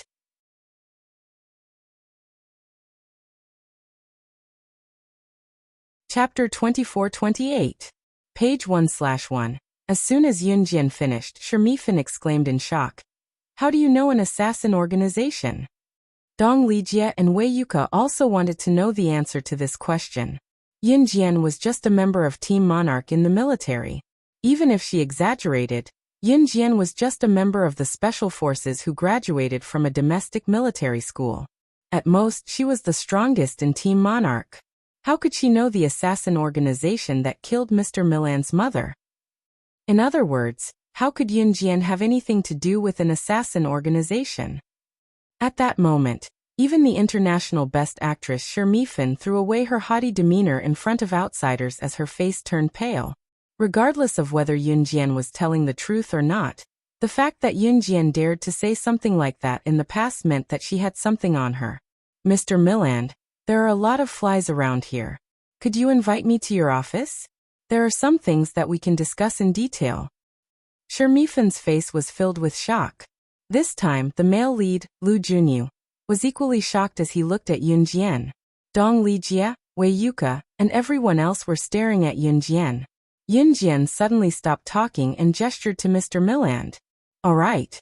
Please come to my office and we can talk about it in detail. There are indeed a lot of flies around here. I'll buy a bottle of bug repellent in a few days to drive them all away. Young lady, please. Mr. Milland bowed respectfully and invited Yun Jian in front of everyone. Everyone was shocked by Mr. Milland's action. He was an internationally renowned director who had once led a movie that broke the record for the highest box office sales in the world at that time. Legend had it that anyone he supported would become popular, and any international best actor or actress would have to bow down to him. Mr. Miran. He was actually bowing to a little girl who was not even 20 years old. By the time everyone reacted, Yun Jian had already walked far away with Mr. Milland. Even Shermifan and Lu Junyu, who were the female lead of this big movie, were given the cold shoulder. Shermifan stomped her feet angrily. She seduced the director on her first day on the set. Vixen. She has the ability to request to enter the director's office in front of everyone. Do you have the ability to do so? Who knows, maybe one day she'll rely on this to become the female lead. She'll lower your voice. Our best actress Shermifan is still here. Don't let anyone hear you. Shermifan's face turned even paler as she listened to the chatter. She clenched her fists so hard that her fingers dug into her palms until her knuckles turned white. In the corner, Dong Lijia and Wei Yuka stared blankly at Yun Jian and Mr. Milland as they walked away. They were not stupid. They should have realized that Yun Jian had caught Mr. Milland's weakness by doing this. In this way, she was one step closer to her target, the big investor. When Yun Jian walked out of Mr. Milland's office, she noticed that a lot of people were pointing at her, but she didn't care at all. She told Mr. Milland which assassin organization had killed his mother in exchange. At the same time, Mr. Milland also told Yun Jian about the whereabouts of the big investor. However, whether it was the people in the set or not, they all thought that Yun Jian had entered Mr. Milland's office to do something shady. Of course, this was exactly what Yun Jian wanted. Because when people thought so, the real content of her conversation with Mr. Milland in the room would not be noticed. 2 days passed peacefully.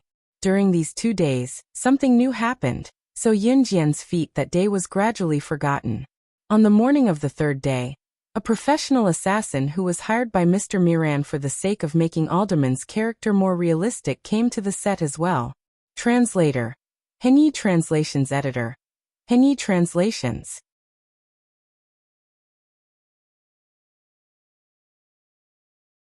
Chapter 24-29. Translator. Endless Fantasy Translation Editor.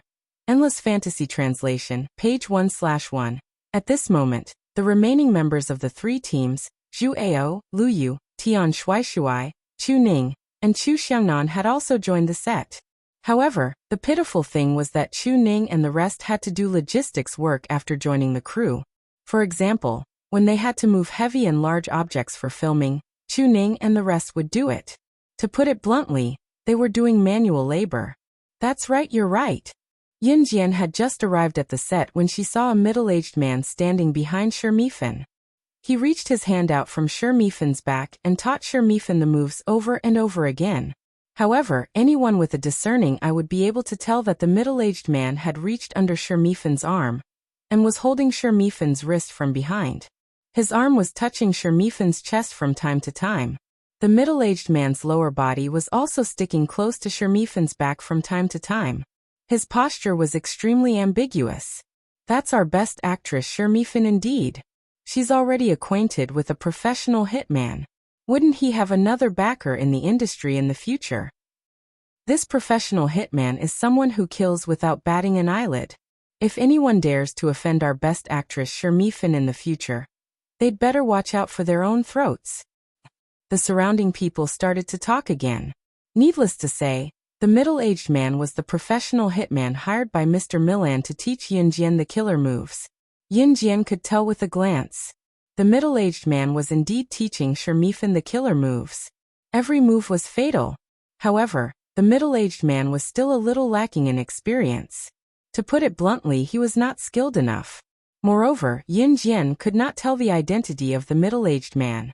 From this she could tell. Yin Jian blinked and did not pay much attention to it. Mo Nan, this is the girl you wanted to teach. The filming period has been shortened. Can you teach her some simple killer moves in 3 days? I'll pay you the reward money according to the price we agreed on earlier. At this moment Mr. Milland appeared. He stood in front of everyone and pointed at Yun Jian to the middle-aged man. At this time, the middle-aged man recovered from teaching Shermifan. Isn't this the one I want to teach? He asked, pointing to Shermifan. Mo Nan was the code name of this professional assassin. His strength was not ranked in the assassin world. At most, he was a low-level assassin. Of course not. She's the female lead of our drama. Someone replied on behalf of Mr. Milland. Hearing this, Mo Nan, who was already in his 40s and had a cold expression, raised his head and cast a sidelong glance at Shermifan. Obviously, the people who thought that Mo Nan was taking advantage of Shermifan immediately reacted. Did Shermifan lie to Monan and tell him that he was going to teach him? In fact, Shermifan deliberately touched Mo Nan's chest, but in order to make others think that she was the best actress, and that any man would fall head over heels for her. Mo Nan was probably the kind of person who was not interested in ordinary things. He did not bother to avoid Shermifan's actions. Although Mo Nan was not particularly strong in the assassin world, it was not hard to tell that he was quite good-looking when he was young from his exquisite facial features. Hearing that Shermifan was not the person he was going to teach, Mo Nan did not bother to say anything unpleasant. He walked up to Yun Jian and said to Yun Jian just like he did to Shermifan. Please let me touch your wrist and check your bones. I won't touch your hand with your clothes on. There were taboos between men and women. Yun Jian did not argue and reached out her hand. Seeing this, the people around them felt that the novelty was gone because they had seen the sequence of Mo Nan's killer moves from Shermifan and dispersed. Dong Lijia, Wei Yuka, and the members of the other 3 teams were also about to disperse. Just as the crowd was about to disperse, Mo Nan, who had checked Yun Jian's bones through the thick clothes, suddenly changed his usual nonchalant expression. He looked up at Yun Jian right in front of everyone and exclaimed in shock, "What's wrong with you? Your bones don't look like what an ordinary person should have. Just by looking at your bones. Young lady, have you been an assassin or a secret agent before? To be honest, I don't think I'm qualified to teach you anything." Translator. Atlas Studios Editor. Atlas Studios.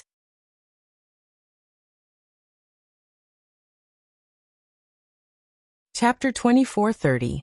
Translator. Endless Fantasy Translation Editor. Endless Fantasy Translation. Page 1/1. At this point, Mo Nan himself was stunned for a moment. One could tell a person's talent from their bones. Anyone who knew the ropes would be able to tell if a person was suitable for martial arts. As the saying went, a person's success was determined by their hard work. But before that, one could not forget one thing.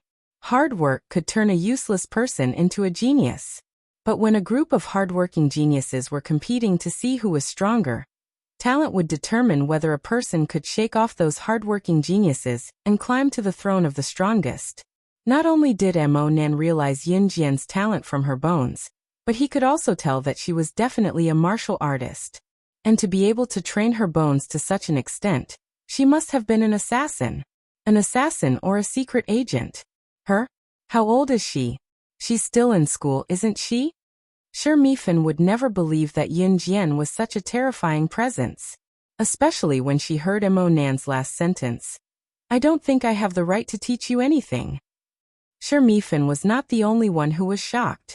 Even Lu Junyu, Dong Lijia, Wei Yuka, and the members of the other 3 teams, including Mr. Milland, who was a heavy personality on the set, were all stunned. Everyone's emotions rose to the highest point in an instant. No wonder you acted so well during the audition. Could it be that you are a professional assassin? Mr. Milland exclaimed to Yun Jian in front of everyone. The exclamation piqued everyone's interest, but to the members of the 3 teams, especially Dong Lijia and her team, they felt like strangling Yun Jian to death. That big investor was a shrewd person. Although Yun Jian did not reveal her identity as a spy, there was no difference between revealing her strength and revealing her identity as a spy. She must be crazy. Other than professional assassins or secret agents, I think people who learn martial arts should also have such a unique bone structure. It's an honor to meet you, Mr. Assassin. My name is Luo Yi, the 39th generation of martial arts from Z country. Yun Jian said in front of everyone when everyone thought that she was related to the assassin. Luo Yi was a fake identity that the army made up for Yun Jian. As for the 39th generation of martial arts from Z country, this identity was also made up by Yun Jian. Haha, so you are the martial arts heir from Z country. No wonder you have such a unique bone structure. But I think you don't need my guidance with your strength. Mr. Milan, this mission is cancelled. Emonen, goodbye.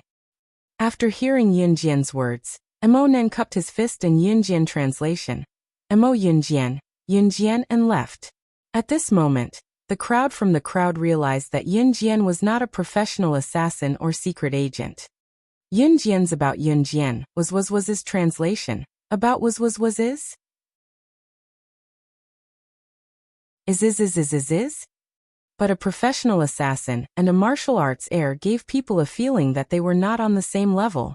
One killed people as a profession, the other did not kill people. The farce ended just like that. In the warehouse of the crew, Dong Lijia called Yun Jian here on behalf of the members of the most awesome team. She gave Yun Jian a harsh scolding, saying that she could not complete the mission with such a high profile. But Yun Jian was too lazy to listen to half of it. She turned and left the warehouse. Just as Yun Jian left the warehouse of the crew, a young girl walked towards her. The young girl lowered her head, thinking about something. When she walked towards Yun Jian, she almost bumped into Yun Jian. Yun Jian avoided her. The young girl steadied herself and looked up at Yun Jian with trembling hands. I'm sorry. But when she looked up, the young girl was stunned. Translator. Atlas Studios editor. Atlas Studios.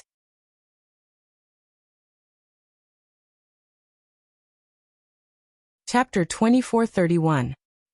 You are. When the girl saw Yun Jian's face, she was completely dumbfounded.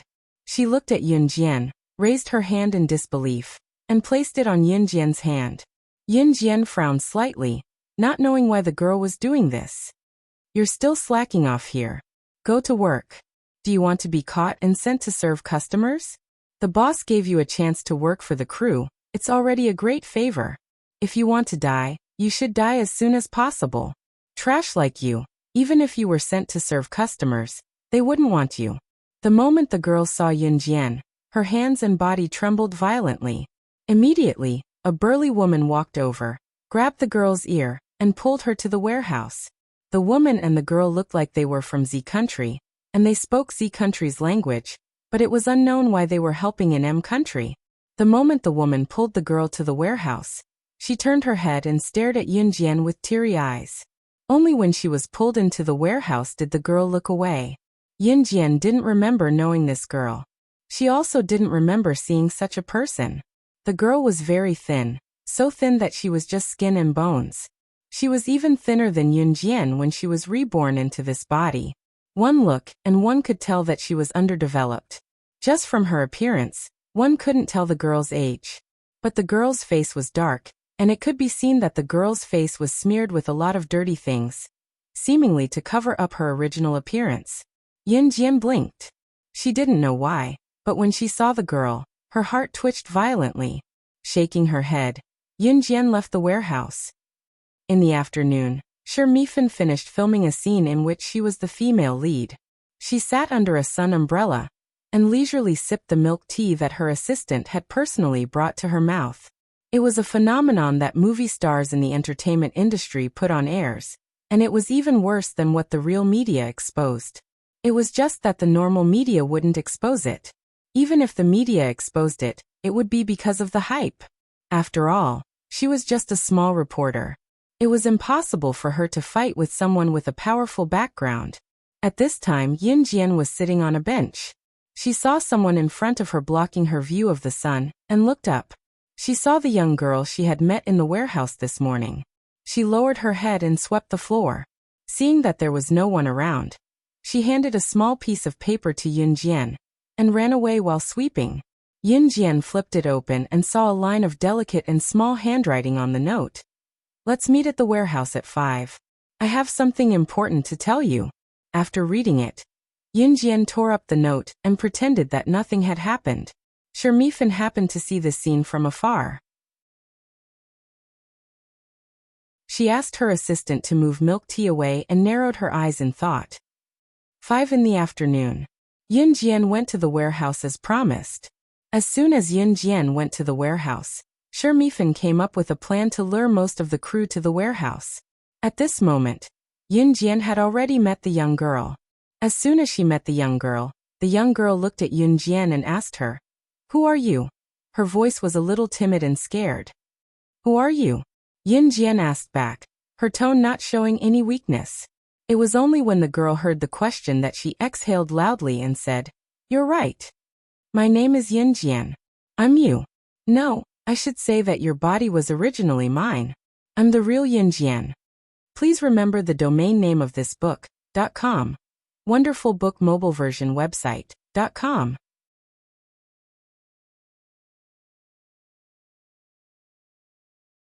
Chapter 2432. At this point, the girl paused and glanced at Yunjian with a fearful and timid gaze.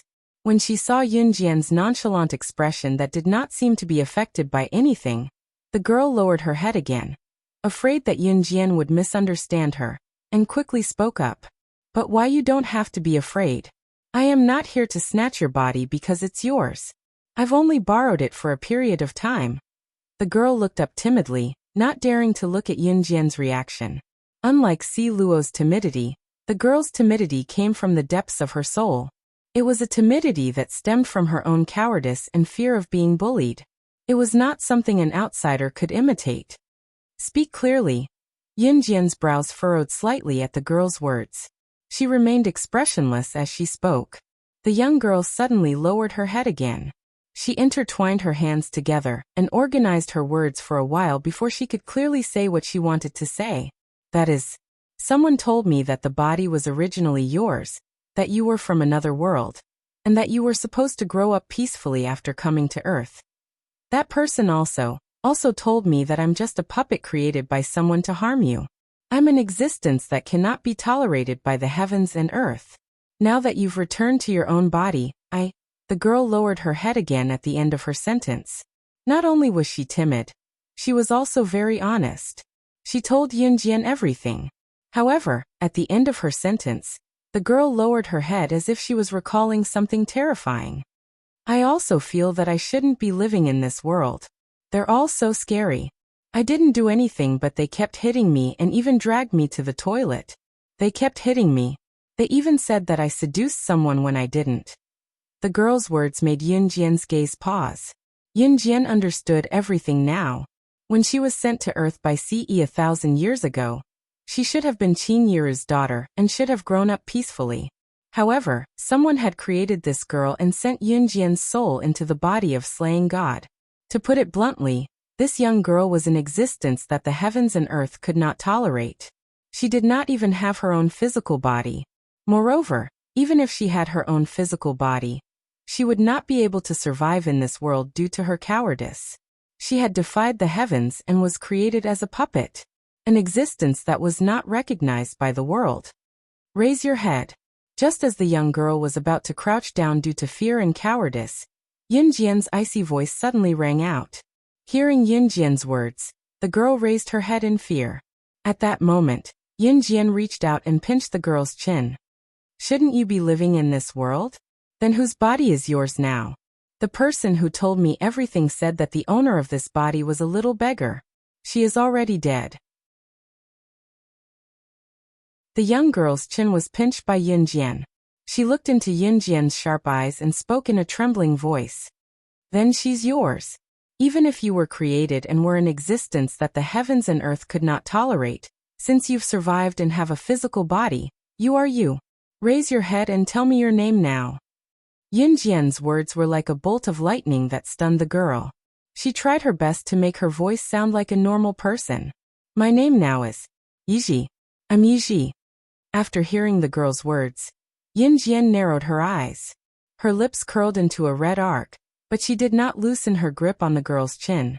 In the warehouse that was bathed in the afterglow of the setting sun, Yunjian lifted Yiji's chin with her hand. She flashed a faint smile that ignited Yiji's hope for life. Then just as Yiji was mesmerized, she spoke.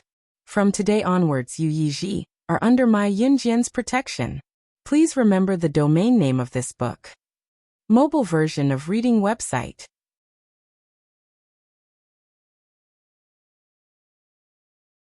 Chapter 2433. Yiji was the original little beggar's name. After she was reborn into this little beggar's body after being dragged into the toilet by Lin Mingyu and the others in Xinjiang town and beaten up. Yiji's current body was not bad-looking at all. This could be seen from her delicate facial features. However, Yiji's current body was obviously underdeveloped. In addition, Yiji painted her face black like charcoal as if to cover up her original beauty, so she looked very ordinary. The name Yunjian, whether it was in the past or in the future, was Yunjian's own name. When Yiji heard Yunjian's words, she raised her head. Her face was still trembling, but she stared into Yunjian's eyes as if Yunjian was her savior. Can you really protect me? The people on this earth are so scary. They used to bully me in school, and now here, that bad woman keeps hitting me. She even used a ruler to hit my hand. As she spoke, Yiji reached out her trembling hands that had been tightly clenched. Yunjian saw that Yiji's fair palm that was extended to her with a trembling hand was swollen and bloody from the beating. From today onwards, no one will dare to hit you. I'll protect you. Also, tell me who the person who told you everything is. Yunjian put down her hand that was pinching Yiji's chin and asked. She did not forget that it was someone who told her everything that Yiji had said. Of course, Yiji was just timid and weak. She was not stupid. He said his name was Yuanxing. He told me that if I had the chance to see you, I would tell you everything. Although Yiji was still a little afraid of Yunjian, she suppressed the fear that came from the depths of her soul, and answered Yunjian's question. Did he say anything else? Yunjian asked again. No. Yiji shook her head. Da-da-da.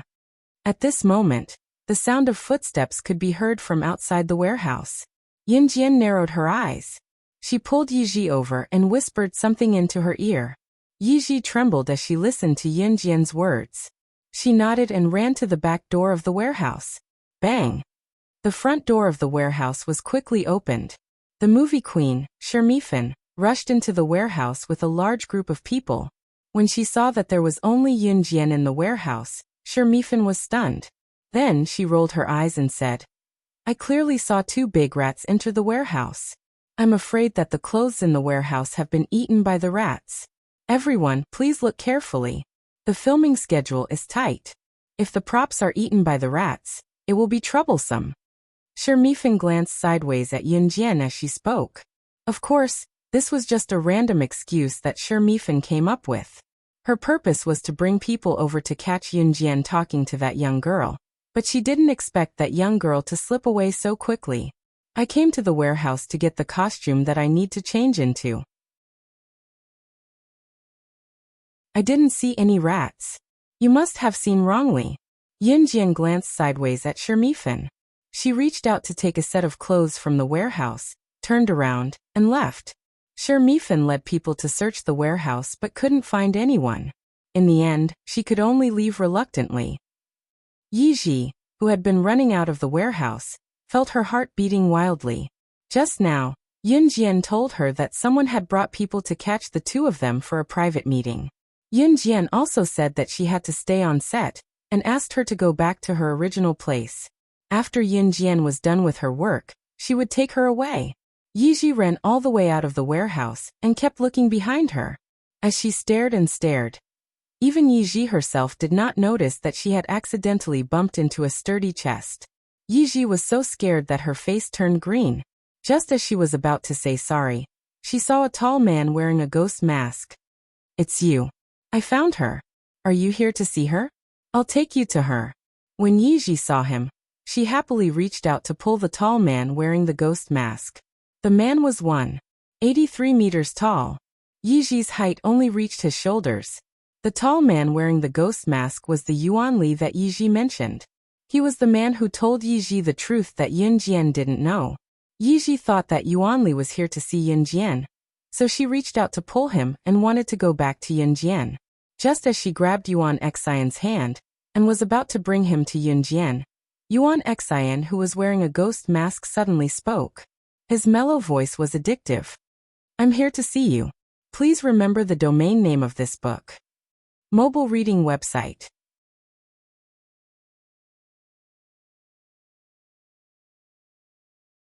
Chapter 2434. When Yiji left Yunjian's current body and was reborn into this little beggar's body in Xinjiang town, she was so frightened by her surroundings that she hugged her knees and trembled.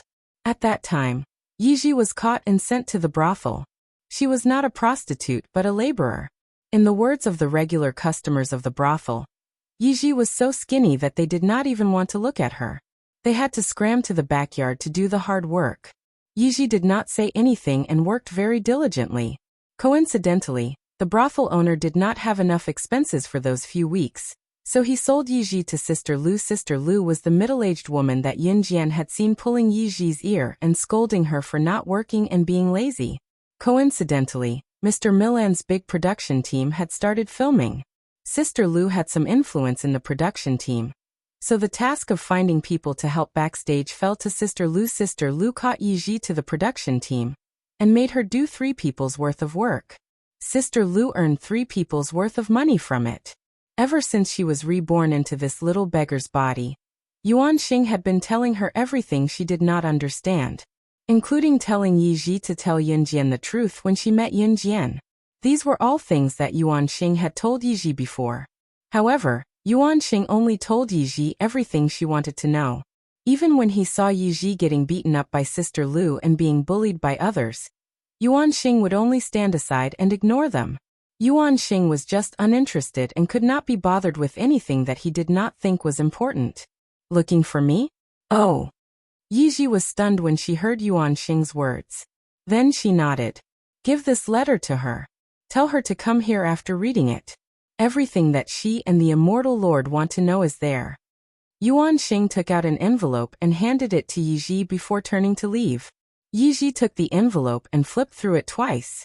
Just as Yiji was about to open it out of curiosity, Yuan Xing, who was about to leave, suddenly stopped and turned around.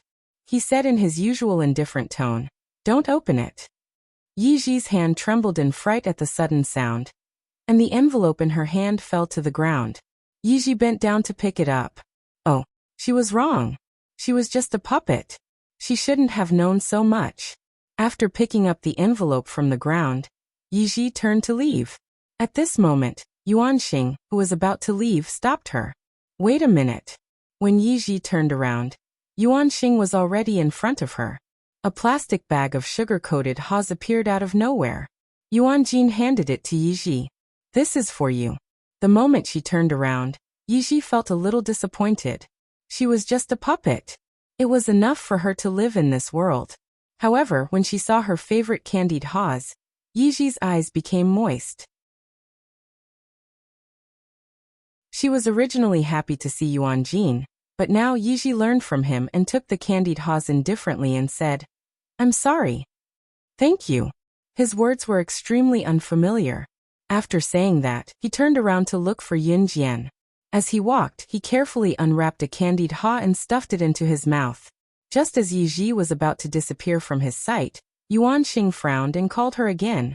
Wait a minute. Yiji licked the candied haws and turned around. In the past, no matter whether he ignored her when she was bullied or treated her indifferently, Yiji always regarded him as her savior. However, after meeting Yunjian, she seemed to have changed. Yiji took another bite of the candied haws and looked at Yuan Xing. Her feet were moving forward as if she couldn't wait to find Yunjian. No one had ever said to her, "From today onwards, you Yiji are under my protection." She seemed to have found a new salvation. Yuan Xing saw that her eyes were shining. Under the ghost mask, he was still expressionless. In the end, he just said 3 words indifferently, "It's okay." Please remember the domain name of the book. Mobile version of reading website. You're tuning in to the Li Mei's Wuxia Whispers YouTube channel. We're so grateful for your support, and don't forget to subscribe to join us on this incredible journey through captivating stories. Your generosity through donations truly makes a world of difference. as it's the primary source of revenue that allows me to expand and enhance this channel for you. Thank you from the bottom of my heart for being a part of this adventure.